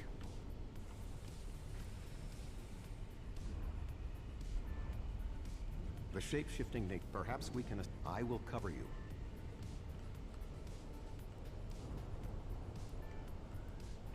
Who is this? I suppose that's a valid question. Admiral, what is...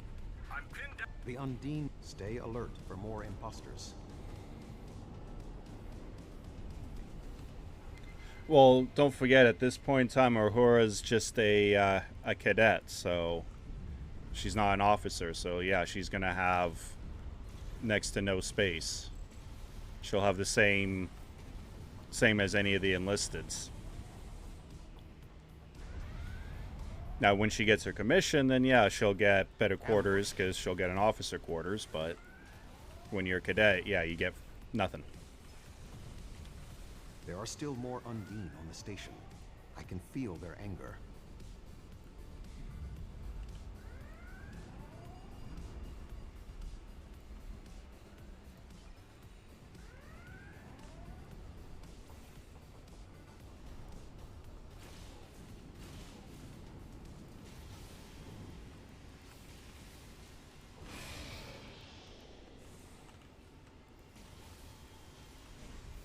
Yeah.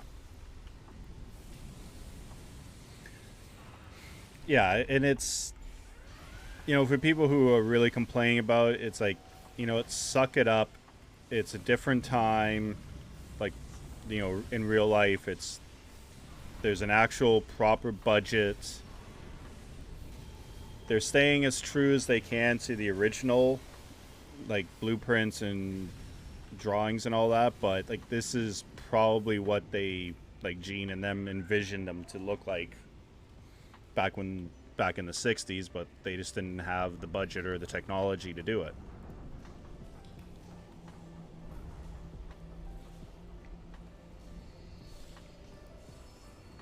We should proceed to Admiral Quinn's office.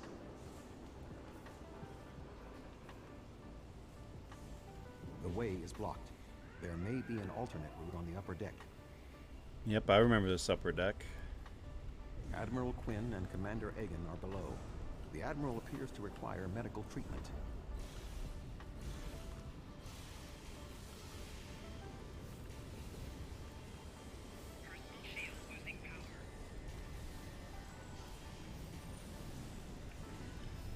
Yeah, she's one of the few.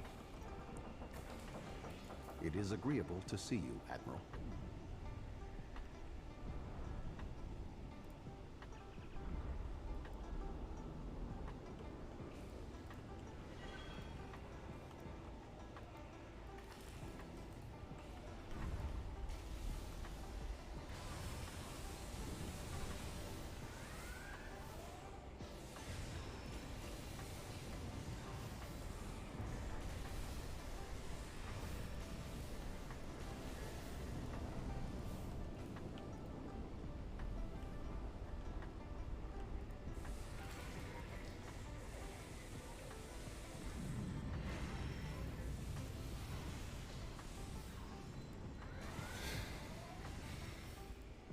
But yeah, I'm really enjoying the story, the character development. They're doing a really good job.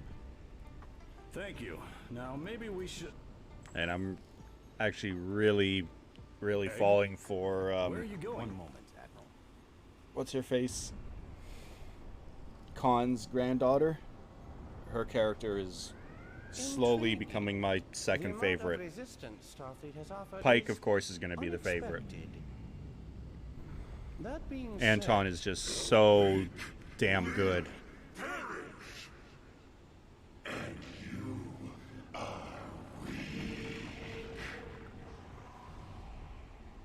I don't think so, Egg.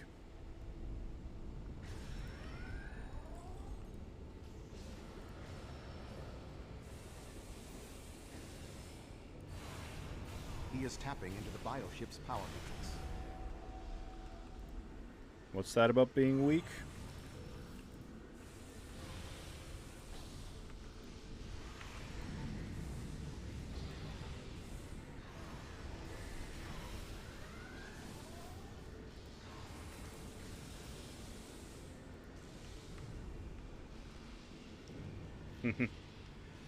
Hey, Cash. How's it going, man? Good to see ya.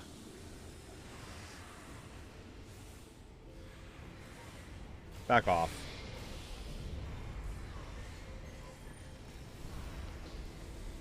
I'm just chilling, cleaning up a story arc for my what do you call it? My temporal tune. Because this is the second last one. I gotta still do New Romulus, but I'll do that another day. Undine? That would explain what happened to our defense grid. I'm doing good. I'm off this week, hence why I decided to do an afternoon stream just for the hell of it. He attacked me mentally, led everyone into a trap. I couldn't stop him. We have much to consider. There may be... The downside of working full-time, can only stream a couple of evenings a week, so I'm taking advantage of having some time off this week. At first, I didn't like Pike's hair. The first couple, like, promo photos I saw, I didn't like it. But after a couple episodes, now I'm digging it.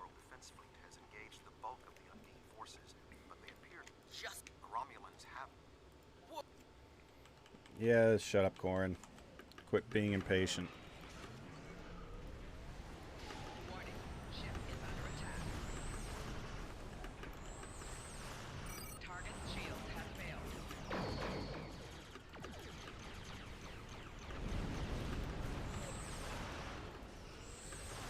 There's been nothing about Pike I don't like yet. And that includes when he was on Discovery. It's just...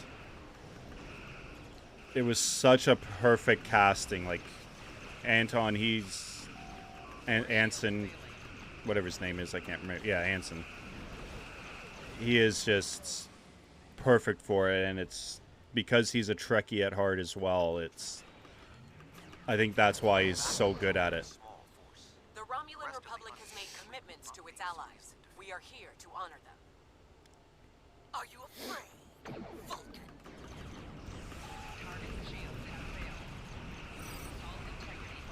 Yeah, I was having this... Temporal saved me. Conversation with my neighbor who's also a Trekkie. Even though he admits he's not as big of a Trekkie as I am, but we both agree that this Pike is slowly going to probably be taking the #1 spot for favorite captain and best captain. Picard's at serious risk of losing it.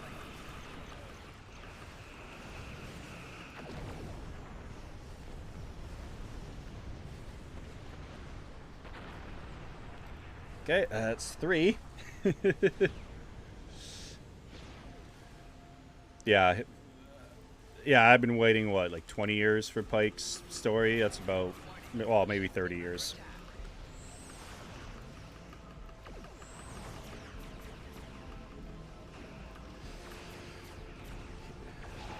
I predict by the end of this season of Strange New Worlds, he will become. Like, right now, in my mind, he's just under Picard.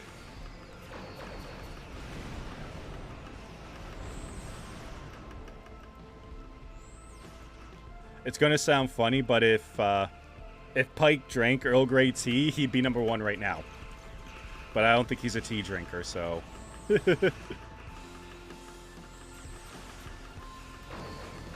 Like, you guys are gonna laugh at this, but it's because of Star Trek and Picard why I like and I drink Earl Grey tea myself.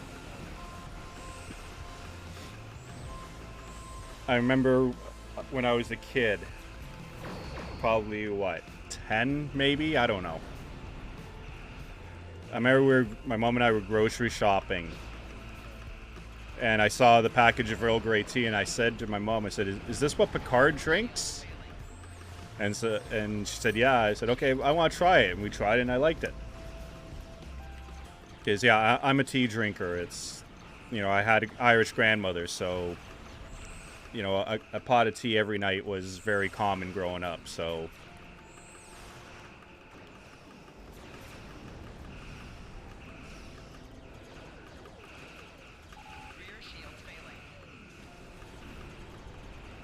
Oh yeah, if you're gonna spend time in England, you better be drinking Earl Grey.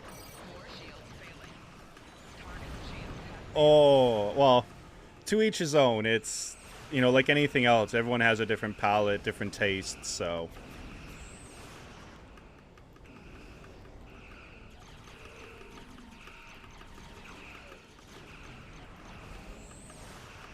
my grandmother would agree with you. She didn't like Earl Grey. She has preferred Orange Pico.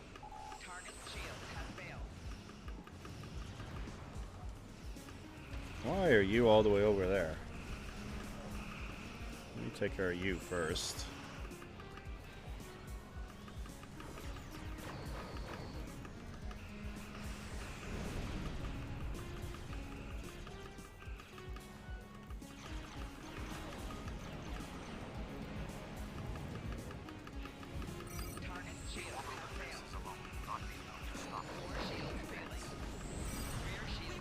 Yeah. Oh, shut up, Corin. For a Klingon, you're a whiny little bitch at times. Yes, I've had sweet tea when We used to spend at least a week or two every year in Florida when I was a kid. So my grandparents had a trailer.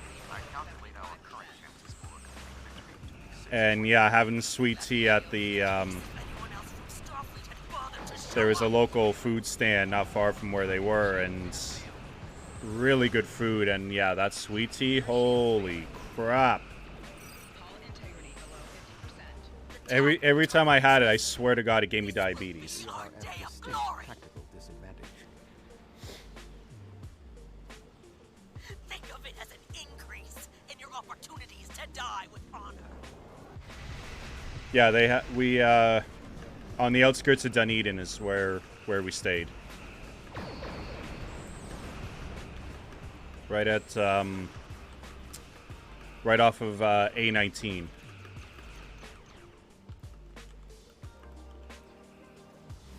My apologies for being late. Just one more ship? Not exactly. We brought a few friends. Ooh, 5 ships.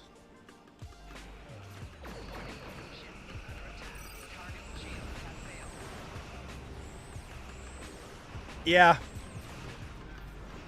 Yeah, you're adding like Kool-Aid levels of sugar.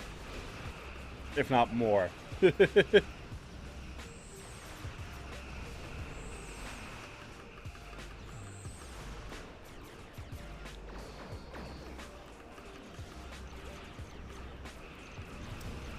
I'm just thinking, I should have unlocked and grabbed the EBM before doing this mission. Would have definitely helped.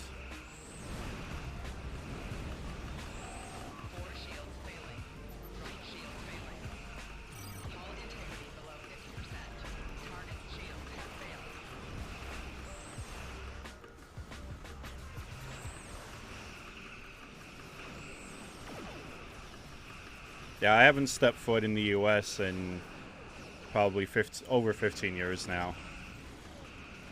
Maybe, actually, no, probably 20 years. So I think the last time we went to the US, we went to DC.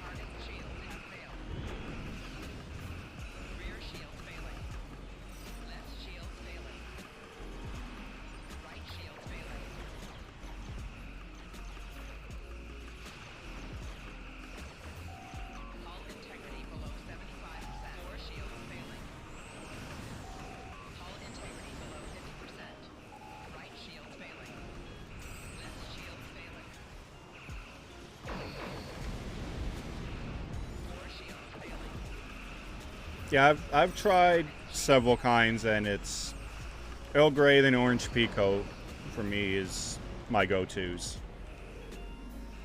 English breakfast isn't bad. Yes.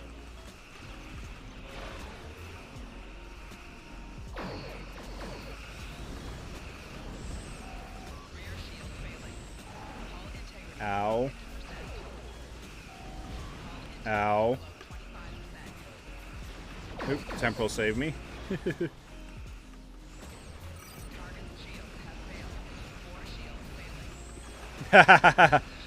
Why am I not surprised you would say that?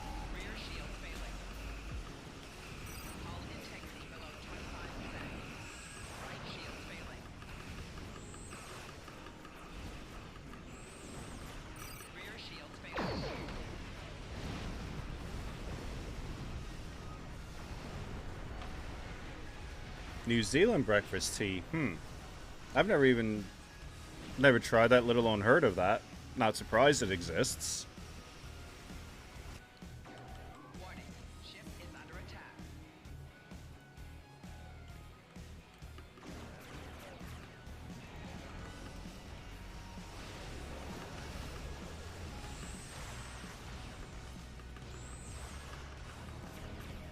It does.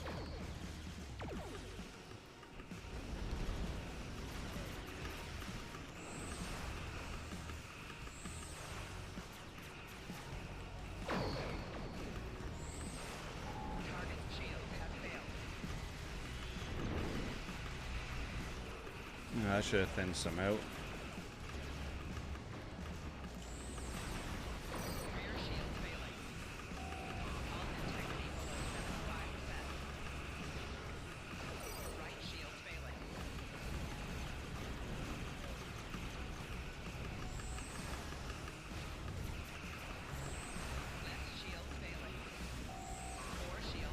Damn it.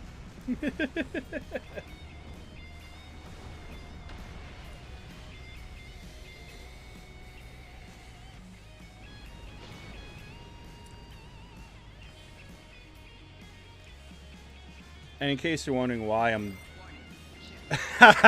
Thank you, Q. Thank you for the biddies. Well, the reason I'm dying, it's partially my fault because I forgot to put the difficulty back down to advanced.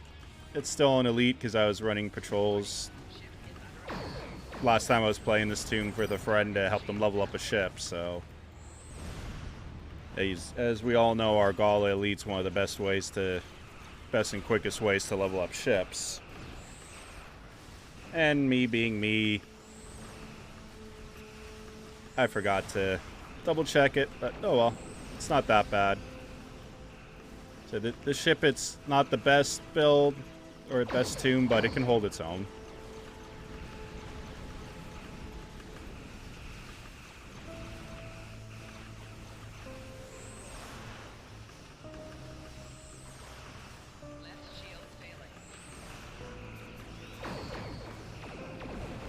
Get rid of some of these cruisers.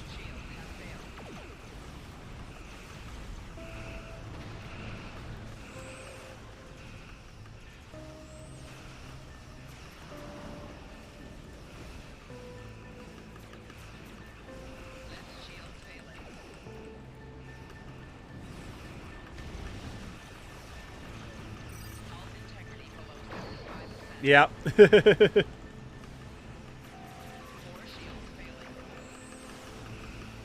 Yep. An English actor playing a French character. Ooh, that hurt, that hurt. Ow, owie, owie, owie, owie.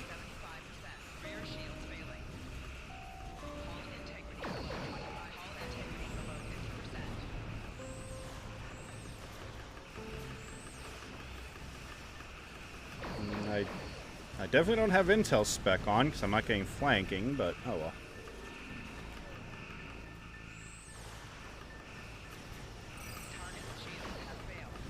There, okay. Now it should be easy.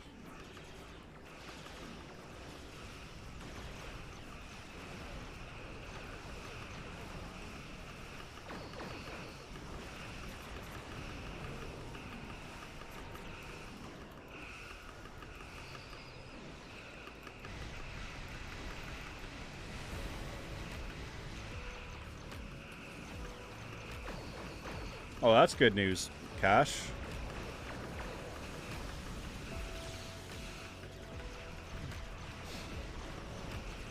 Yeah, I was so happy when I heard Q finally got a job that would pay him what he is worth, because I know a lot of companies are definitely undercutting salaries, which is unfortunate because they don't want to pay for good talent.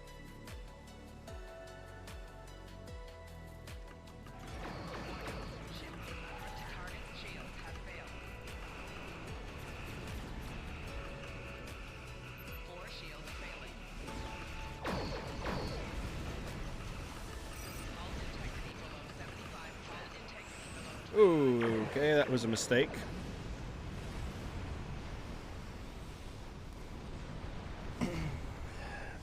Yeah, this is not my tank, so I can't aggro the whole group and expect to survive.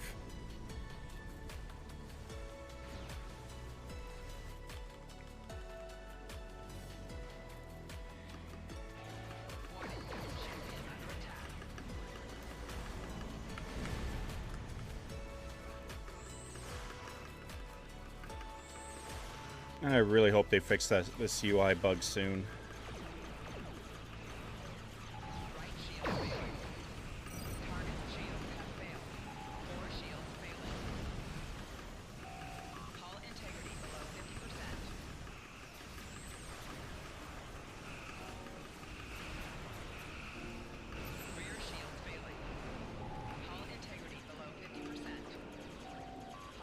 Okay, that was my fault. This is the legendary Miranda.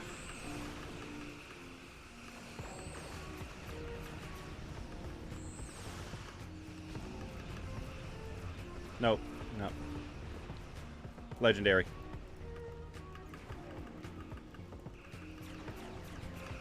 No, this is from the TOS Captain's Bundle.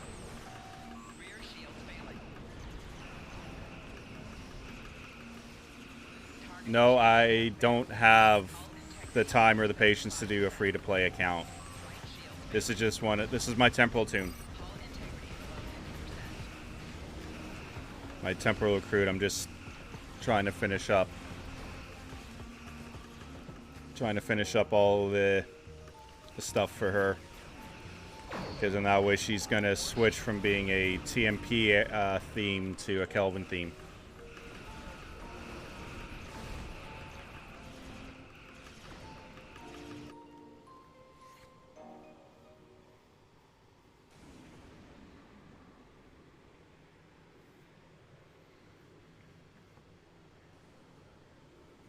Oh, Planet Killer.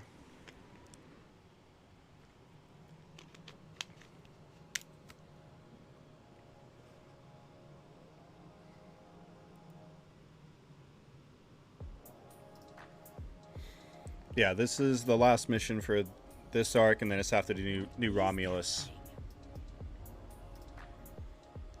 And then it's pretty much done. Brought a large craft through a quantum singularity. Oh, the old Intrepid Bridge. They're powering up weapons. Oh, that's so painful to look at.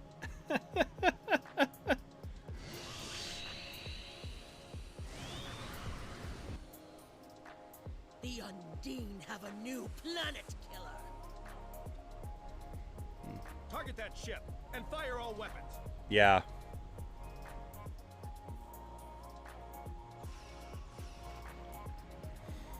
No effect. They're too strong. Yep. Voyager has one nanite torpedo remaining from her time in the Delta Quadrant. Such devices proved effective against the Undine in the past. Tactical. Fire when ready. High yield EBM.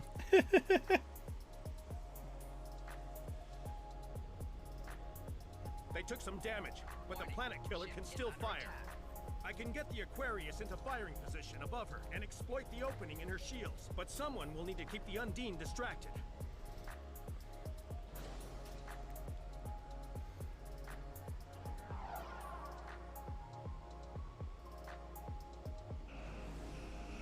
The Aquarius is beginning its attack run.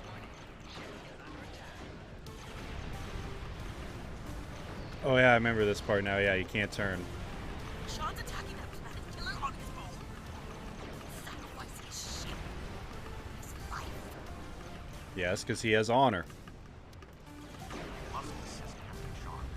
Oh, that sucks, because the temporal one gives you one of the best rewards.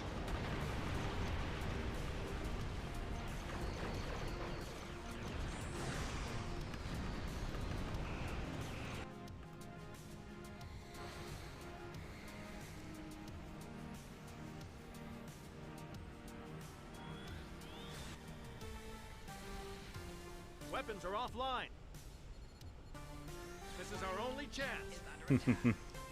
Setting the Aquarius on a collision course.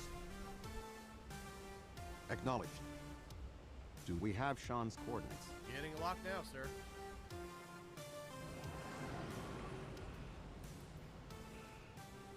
I like the random buffs from Kobayashi Maru just there. The reputation upgrade. That instead of getting everything at Mark 12 purple, you get it Mark 13 indigo. Tuvok to Allied fleet. Stand down. So it's very good across for your whole account, especially your newer tunes. Transporter room.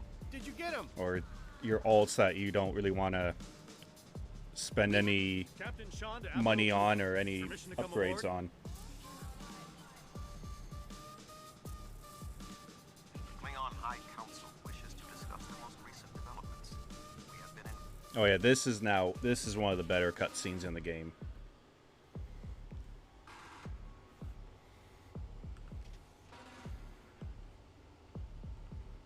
There are many here who have seen the danger Species 8472 presents. Now we must have the courage to compromise for the greater good. Yeah, I'll show you what I mean.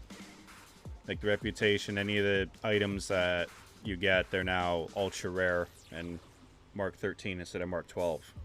So that's because of your temporal tune. I missed out on like the first one. That's why I was so happy when they finally redid it. Voyager transported me off the ship at the last second. So hopefully You have shown we are due for them to run it again because they just did the Delta after the Gamma. So I remember you from the yeah, Corin, shut up. I served in Starfleet and A true peace may not. Yeah. My people have risked.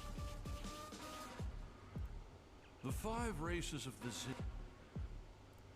Earth and Kronos are safe, and the Romulan Republic is pleased. Like the temporal has a good account wide unlock. So does I admit, I did not expect the Federation. so does the Klingon one with the free ship. you fought well. So they're good. The Delta one doesn't really have anything account wide. It's just mainly per tune, so it's not bad.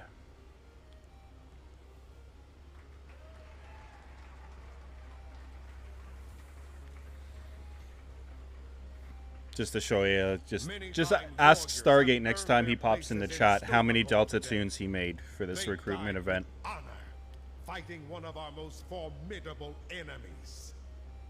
The Undine brought the battle to our very threshold. The fine warriors standing before me pushed them back. Let us honor our sacrifices and our accomplishments by ending.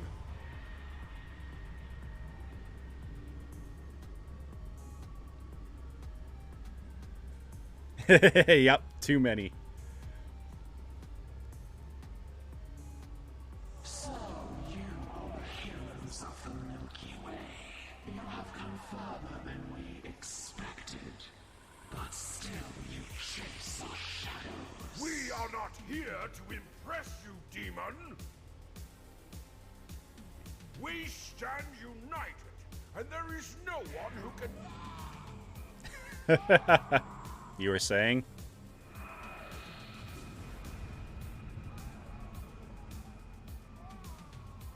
We give you a single warning to not attract our attention again.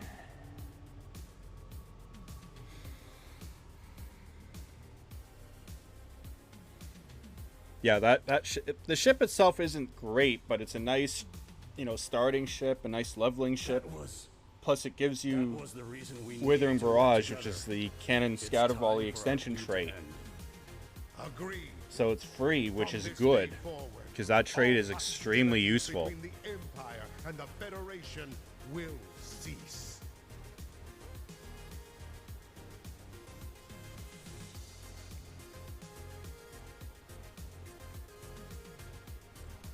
The Iconians use servitor races and other species to do their fighting for them. There have been periods in our Voyager will.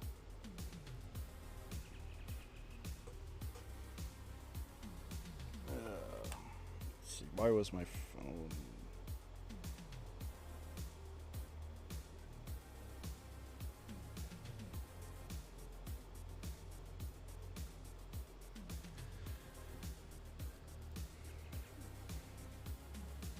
And I miss the day when we used to get sets for the mission. 'Cause I think that boosts what, phaser?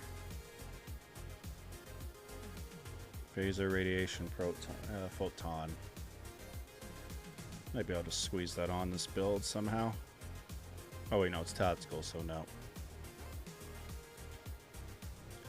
Okay, so that's that done.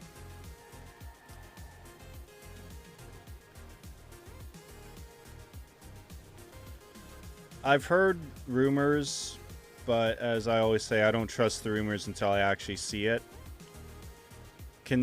But considering how good some of the past couple event ships have been, and this is going to be very unpopular to say, we're due for a crap one. I really hate to say that. But we shall see.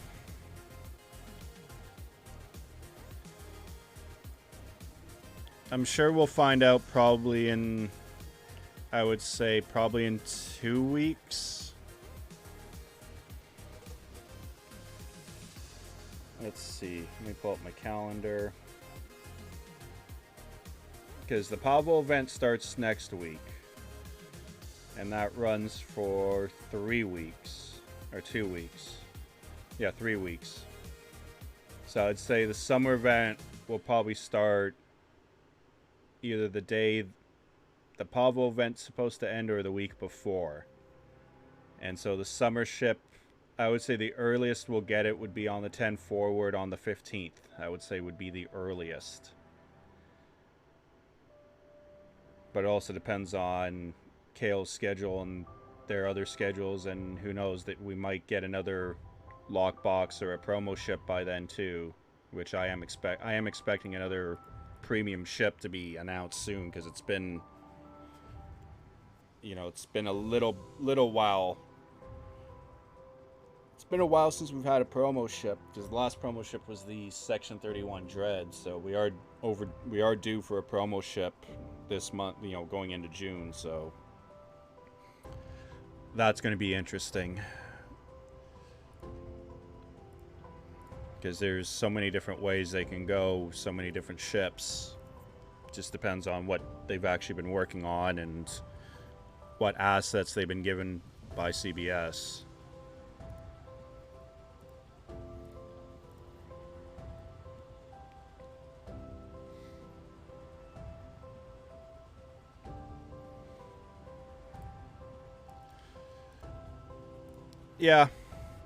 Yeah, that's what I've been hearing, Stargate, but...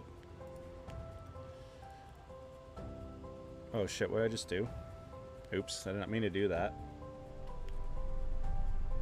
I actually did not mean to do that. Oh well, I can transwarp. We'll see. It's... I would say it's like a 98% chance that's what we're gonna get.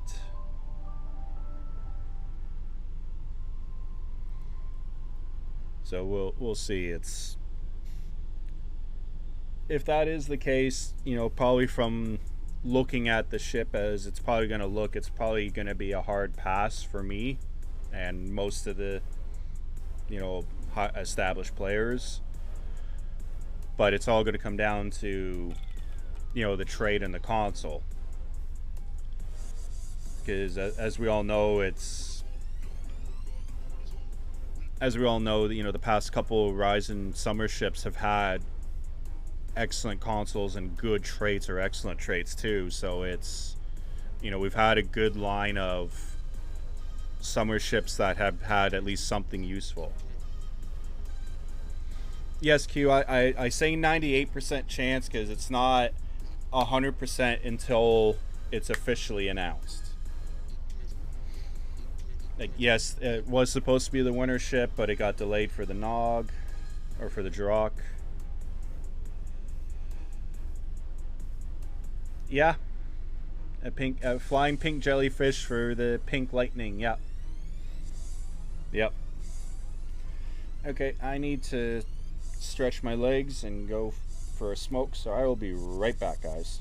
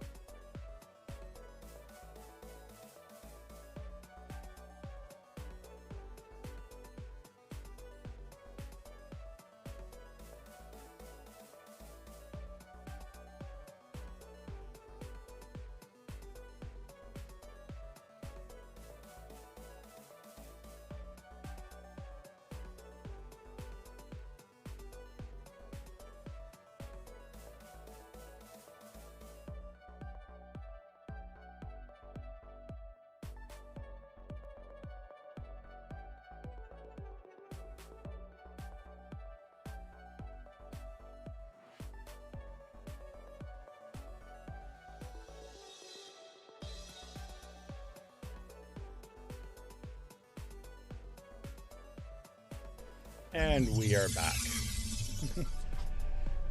And yes, Q, I love that stinger too. And just perfect timing. That's, yeah, my thank you shout out for you came up automatically then too.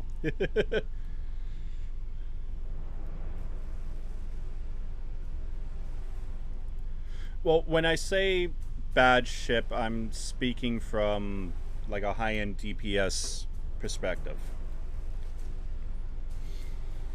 Like realistically, I do agree with the logic that there is no bad ship in the game. Yes, it is, Q. Like, that's one of the things why I love Star Trek Online, why a lot of other people do, is there is no set play style. There is, you can play it however you want. And, you know, to quote Augie, the best performing ships in the game are usually the ugliest. And the worst performing ships in the game are the prettiest. You know, perfect example, the top DPS ship, 2 ships right now is the Earth Defense Vessel, aka the Tooth, and the Courage.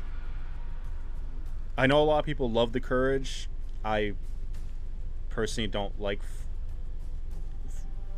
flying a space toilet. But then you look at the prettiest ships, you know, one of the prettiest in the game is the Parliament, and it's one of the worst performing ships in the game. And the California is a close second. But at least the California you have a little more flexibility in. And yes, Q, I know the Temporal Light Cruiser is, it's up there too. It's up there. Yes, the Temporal Light Cruiser is a great ship. I'm not going to deny that. I don't have it. I just have the Legendary version. Because I'm actually... I still don't know what ship I'm going to get for the event.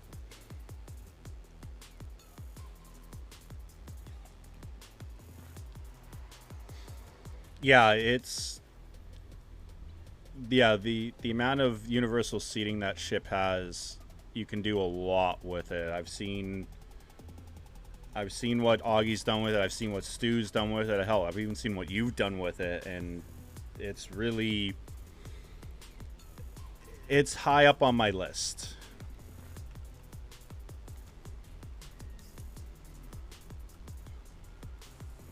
Very high up on my list to get.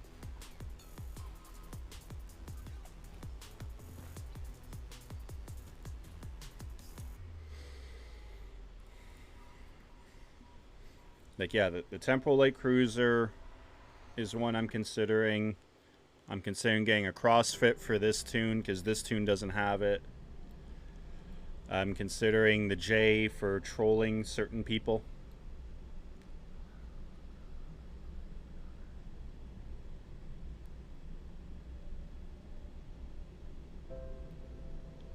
I did not know that, Rob. Wow, that's impressive. I'll stand corrected.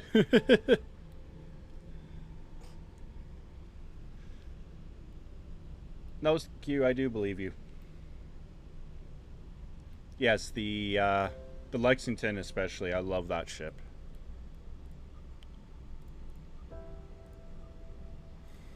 Like, yeah, I'm having fun in the Cali. See, Cash, that's exactly why I am considering getting it. Because I know how many people can't stand that ship. And I know it triggers people. And it, like I said, if I'm going to get it, it's going to be for trolling. I know that's not the best thing to say, but... Like, especially put, you know, Grandma's Ashtray or Slime Devils on it. Yeah. We'll see. It's... But the Temporal Light Cruiser's high up on the list. Same with the CrossFits.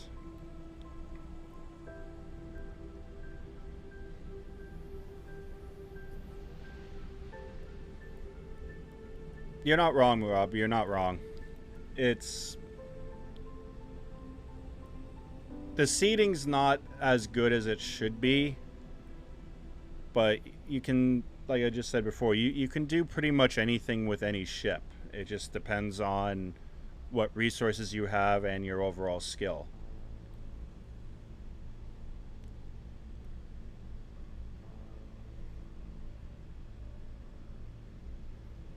Flying dinner plate, yeah, that's one nickname for it. Pizza cutter, pancake.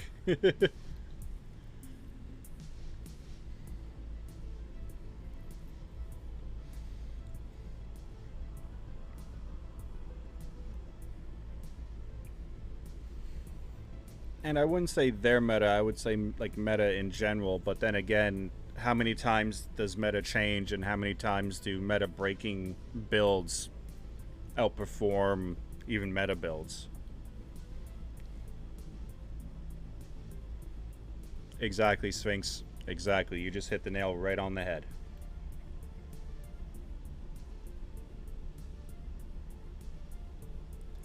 And also, it's, you know, you have to remember, you got to play the game the way you want to play, and that's going to, and what's going to give you the most joy and make you keep coming back. Because at the end of the day, it's, you're the one playing, so you have to play it, you have to enjoy what you're doing, plain and simple.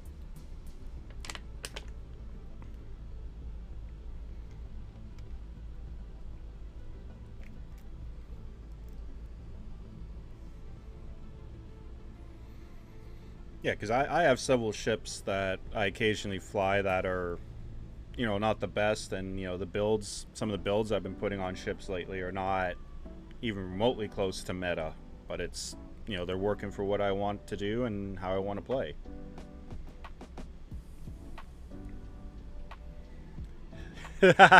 I wouldn't say lack thereof, Sphinx. I would say they suit your play style, they suit your personality. And that's one of the reasons why we love you.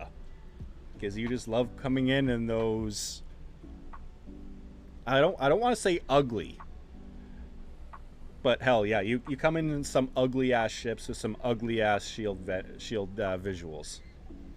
But again, that's why we love you. Now but do not get me started on your ground. Now, some of your ground tunes, they are nightmare fuel. And I'm saying that with love and respect, because I'm not that good at the tailor, again, and that's just because of my attention span and my lack of patience to actually be super creative. I don't really have that. But it's like your tunes, even though some of them are nightmare fuel, they are also beautiful at the same time.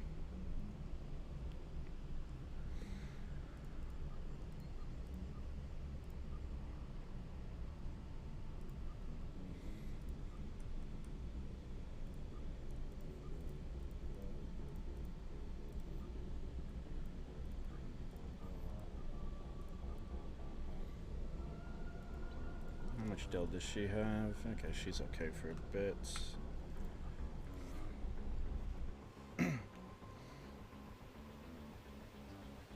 Yep. No, I know she's okay for stuff.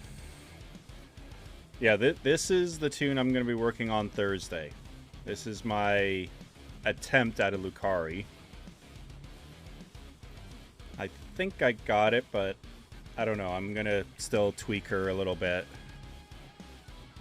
I just did the tutorial with her because there's a few specific things I want to do with this one on Thursday when I pick up the Legendary Vesta bundle. Because, yeah, she's going to get the 65 boosts, the Lucari, Kamarki ground set, which I just unlocked last night. But there's a couple of specific builds and things I want to do with this tune on Thursday when I get that. Because there's a few build videos and stuff I'm going to be doing on Thursday. Okay, this isn't the playlist that's supposed to be playing.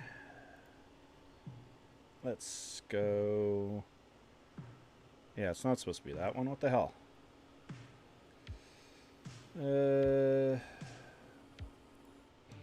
Let's go here. Let's see how this one does.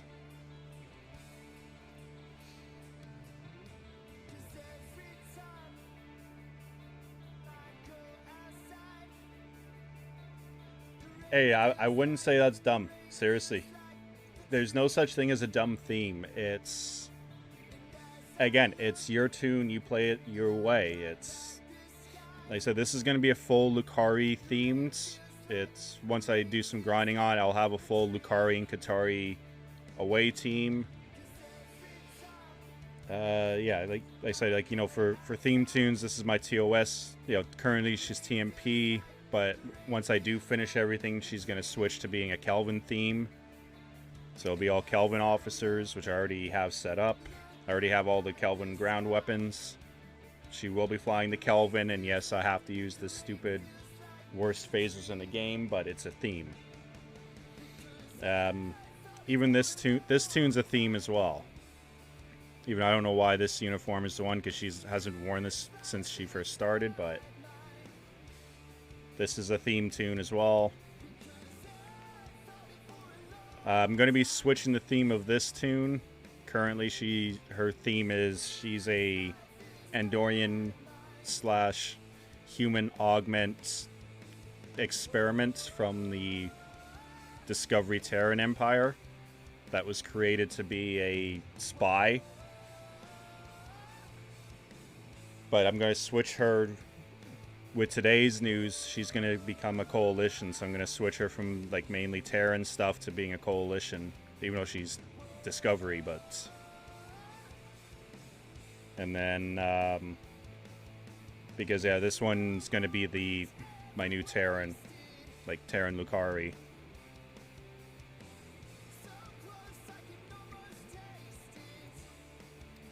I'm going to see how her dill is anyways.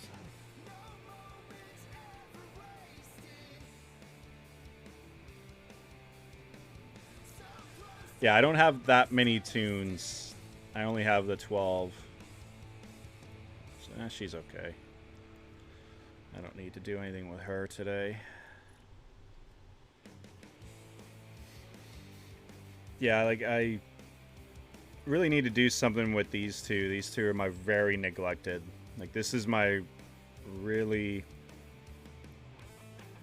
really old Romulan KDF that I really haven't done anything with. I really need to do something with her. Right now I just basically use her as a dill farm. I really kind of do want to do stuff with her because she does have a DPRM. And then of course my KDF recruits.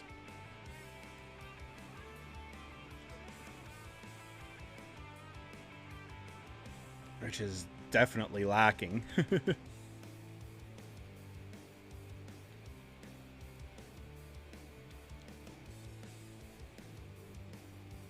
And yeah, she's flying the Juggy just for the hell of it. Like hell, I haven't even set up keybinds on this tune. That's how bad I am.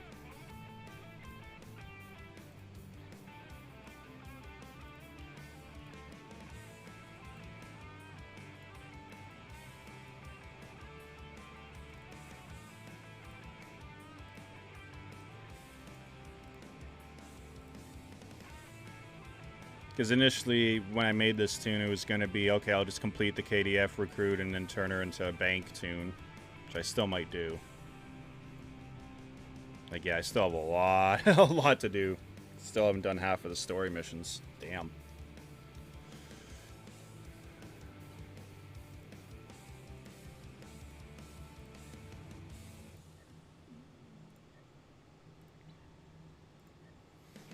And how are we doing on this fleet?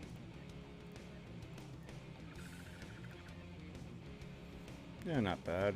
Slowly making progress.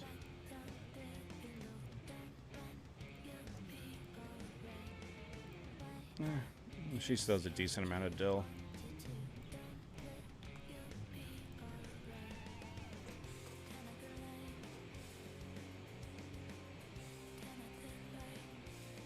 Then yeah, my gem recruit, of course.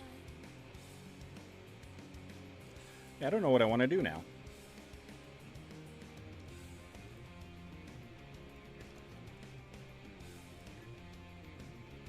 Yeah, he's okay.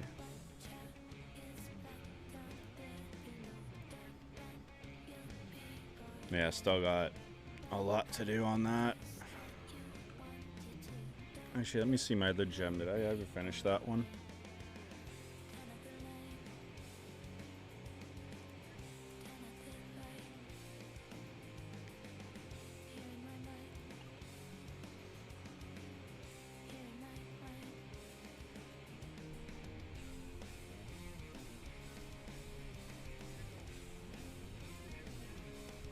Oh yeah, he's almost out of gel. Alright, just Swarm and Admiralty. Okay, that's easy.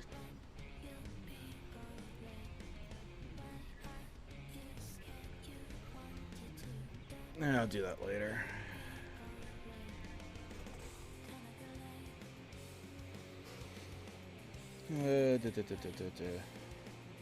Was playing her last night.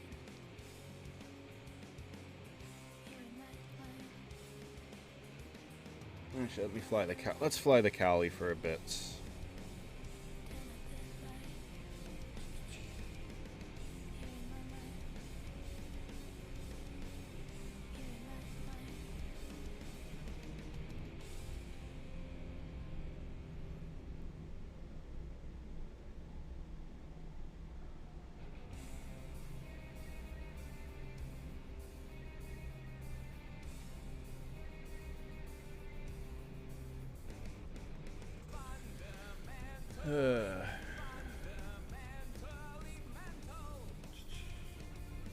Even she has a good amount of gel. Oh well.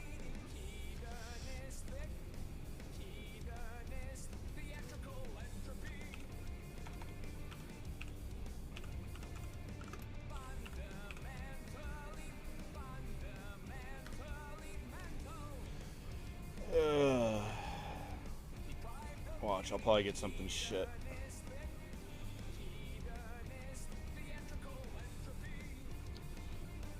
Yeah.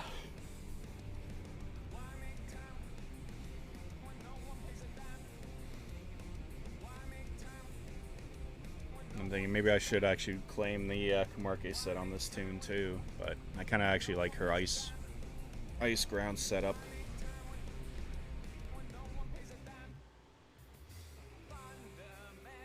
Oh, goody.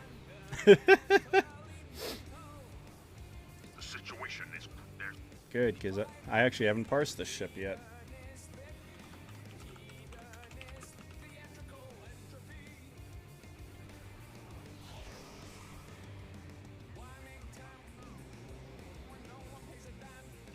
Oh, I'm gonna get a ship parsed because there's a Juggy.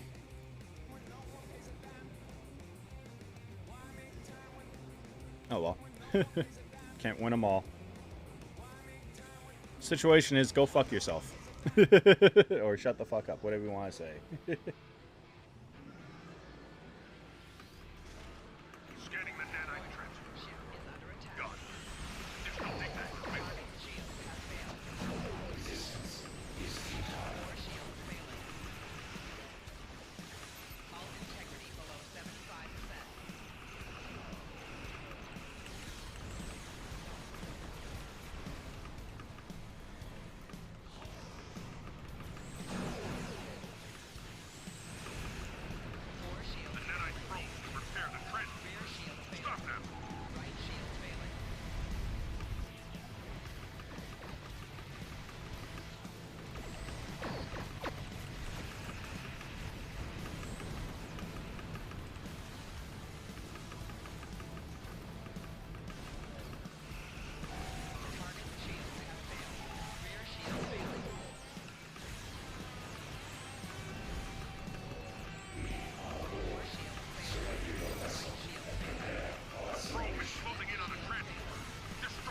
Oh, shut up.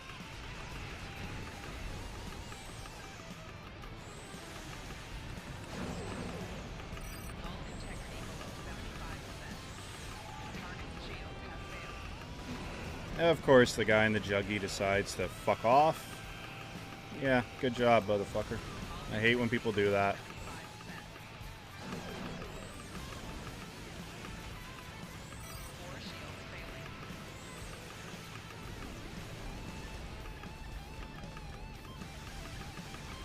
Oh, and he died for it too. Good.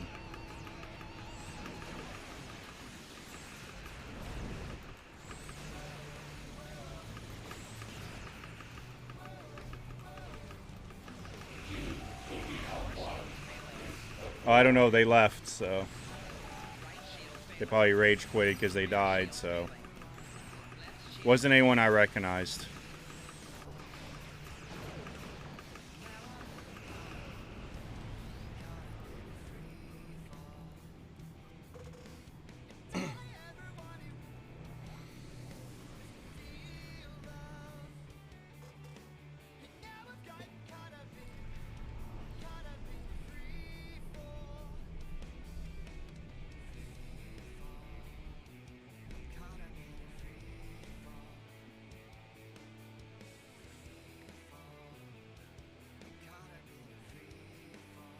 Yeah, I parsed it.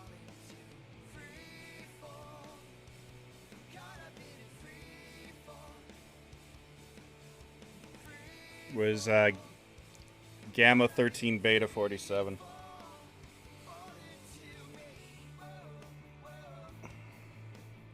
Said I don't recognize them, so. Okay, 131. Not bad, not great, but it is a pug. It was with a juggy, so.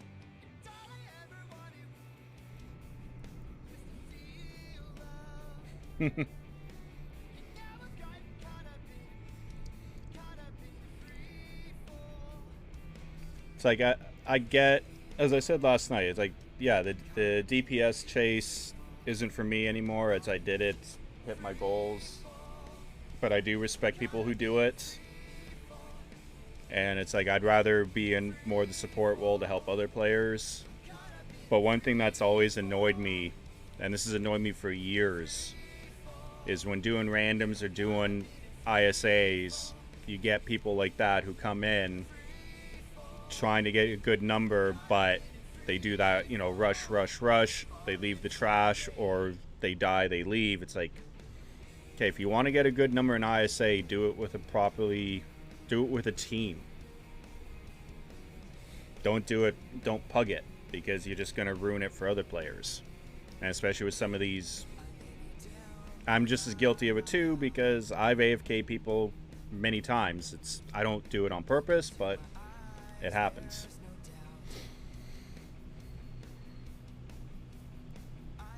Yeah, it's probably a player that only plays in the daytime, because yeah, I usually rarely play in the afternoon anymore, like even on my day off, because I only get one day off a week, and usually during the day that's when I'm doing doing my video production, so I'm like editing, rendering, and uploading during the day, and I usually get on in the evening like normal. Yeah, that's pretty much, that's what I'm suspecting, because again, it's not a player I've run into doing randoms or doing ISAs before, so I would say, yeah, it's a EU player.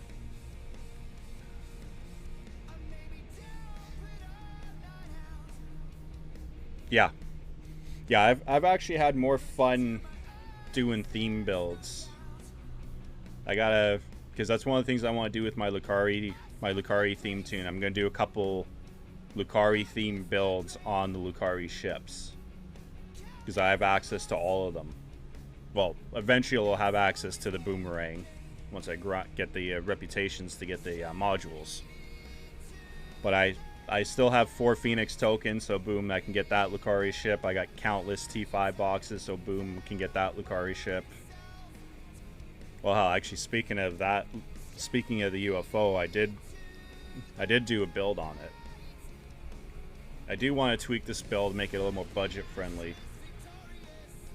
But it's because this was for that JB and I, we decided to do an all T5 ISE and all T5 ships. And plus this one with the Section 31 just looks Oh no, that's Baul, isn't it? Yeah, with the Baul looks really schmexy. But yeah, this thing, even though it's a tier 5, it's still a beast when it comes to control. So it just goes to show you that, you know, bringing up, you know, circling back to basically what Rob and Sphinx were talking about, you can make any ship good. It's just a matter of degrees.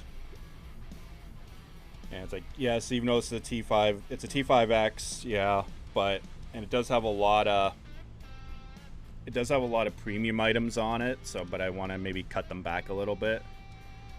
Like, not so much like the consoles, because these are all like event or C-store or fleet. Like, yeah, I'll have to ditch Plasma Storm. But it's the traits is what I have to take a hard look at, because, yeah, it's, you know, Photonic Officer's not cheap or easy to get for a lot of players. So I'm going to take a look at that, and maybe, and some of these are, as we all know, the personal traits are starting to get really expensive again. But yeah, I was actually surprised at how good this ship turned out to be for a decently old T5 ship. Yeah, I agree with you on that, Sphinx. If it was completely round, I think it would be better. But I think it's just how the game mechanics are. They needed, because it's like they've said, why we'll never be able to fly a Borg Cube or Borg Sphere. It's too hard to identify, you know, the fore and the aft for flanking and the turning animation and all that. But like, yeah, like this is my science tune, so as you see, it's like all the science ships is what I do all my control builds and stuff on this.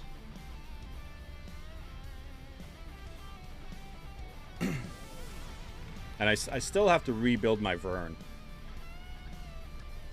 because it was one of the ships that got hit hard with the loadout bug a while back, and I just never got around to fixing it to do a proper HSE build for it. Let's see, it's 3 o'clock.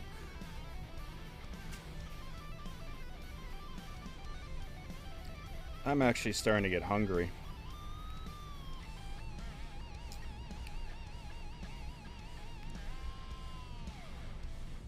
Let's see. Yeah, I think I'm gonna call it. It's been 3 hours. That's usually what I'll stream for. Like I said at the beginning of the stream, this was just a bonus. Oh, you want to see Boone? Okay, I will definitely grant that wish.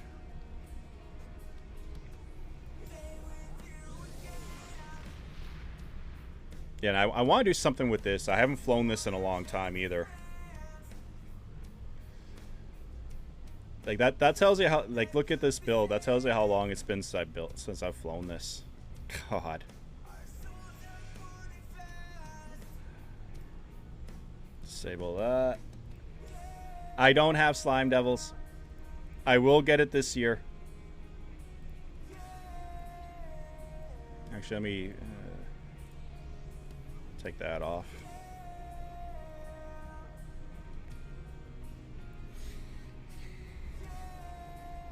Definitely makes it look like a Batwing.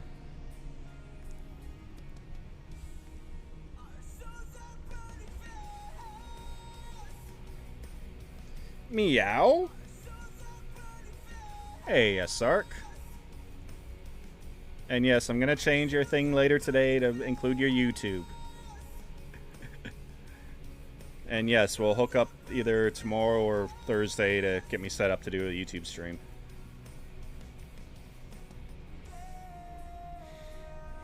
Yeah, I've always liked this ship. It's, you know, I picked it up. I literally got this like a month before the Vern was put into a Muds bundle, because I got this as, you know, the budget alternative, to the Vern, and then they came out with that bundle, which I grabbed the second it came out, because it had both the Vern and the Amari, and I've been wanting both those ships for a very long time. But this is a very capable ship. its seating is almost identical to the Verne. The only difference is it's Lieutenant Commander temporal instead of the Commander. But it's the same universal seating. So you can do almost what you can on a Verne in this ship. That's why I do tell people, and again, this is just my opinion. This is like probably the second best science ship in the game, and it is a, in quotations, a free ship. All you need to do is grind your reputations to get the 5 fleet modules and be in a fleet that has, you know, that's a tier 5 shipyard, which a lot of fleets do these days. Let's see what else. That's the Viridian. That's actually not too bad.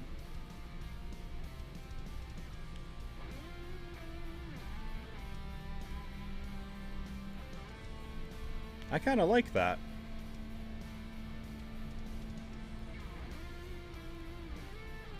Let's see about... is this it? This is the Disco refit. Let's... See, I don't like that. The nacelles are too bright, in my opinion.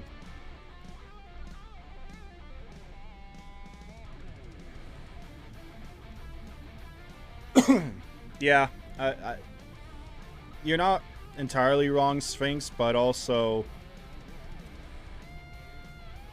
I don't know why I have this one. I don't know why I have the work bees. I think I bought this one by mistake instead of the Slime Devils. But that actually kind of works on this. Like, on one hand, yeah, it's better to be in a fully established fleet, but on the other hand, it's also good to be in helping one while they're still building up.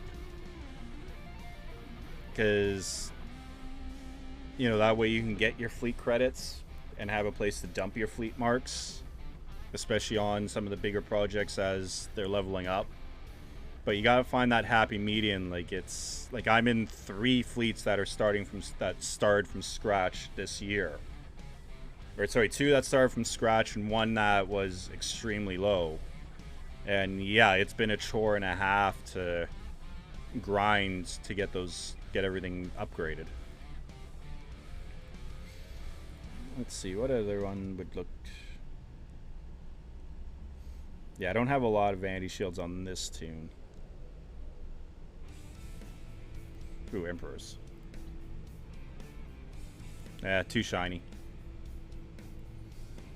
But yeah, I'm going to be doing some things with this ship on my other tune when I get it. I'm going to do some low-life cat style meta breaking Dusai shenanigans. If they work, they work. If they don't work, they don't work.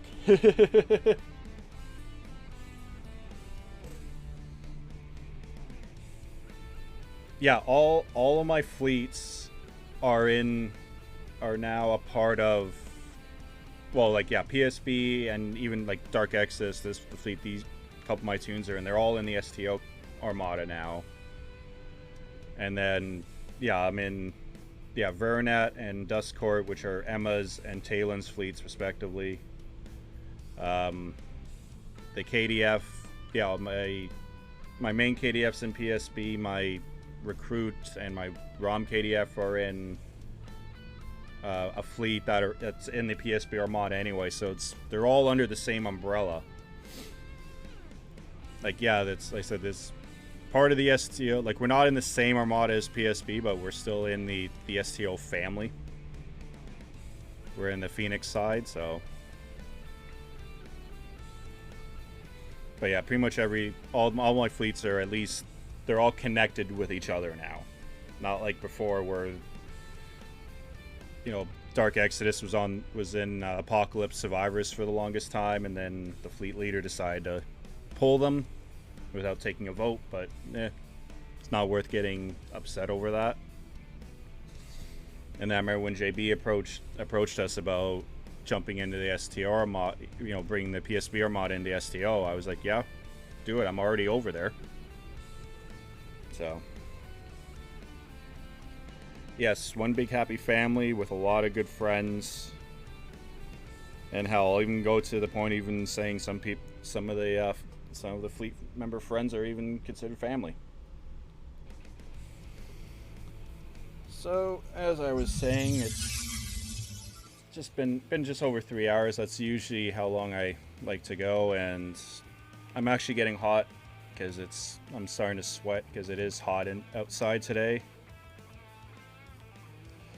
So I will just take a quick peek. I think I know who I'm going to send everyone to, because there's only usually 1 or 2 people who I know at this time. Yep, we're going to go here. Just get this to load.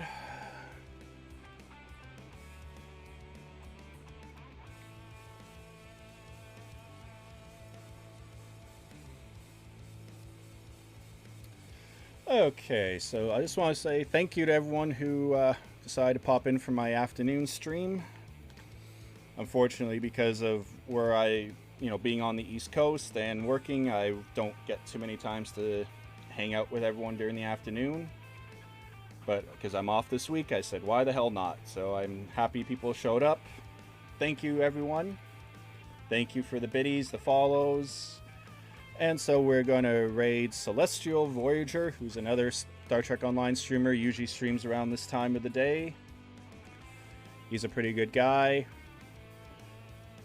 So basically, until the next time, probably be streaming on Thursday, and that will be my Lakari tune. That one will probably be on YouTube if Sark and I can get everything set up properly. And then I'm penciled in to stream again Saturday, but I might not because I have to go help a friend with her YouTube stuff, so we shall see. But until the next time, remember, this is the Dog Collective, and we are the dog.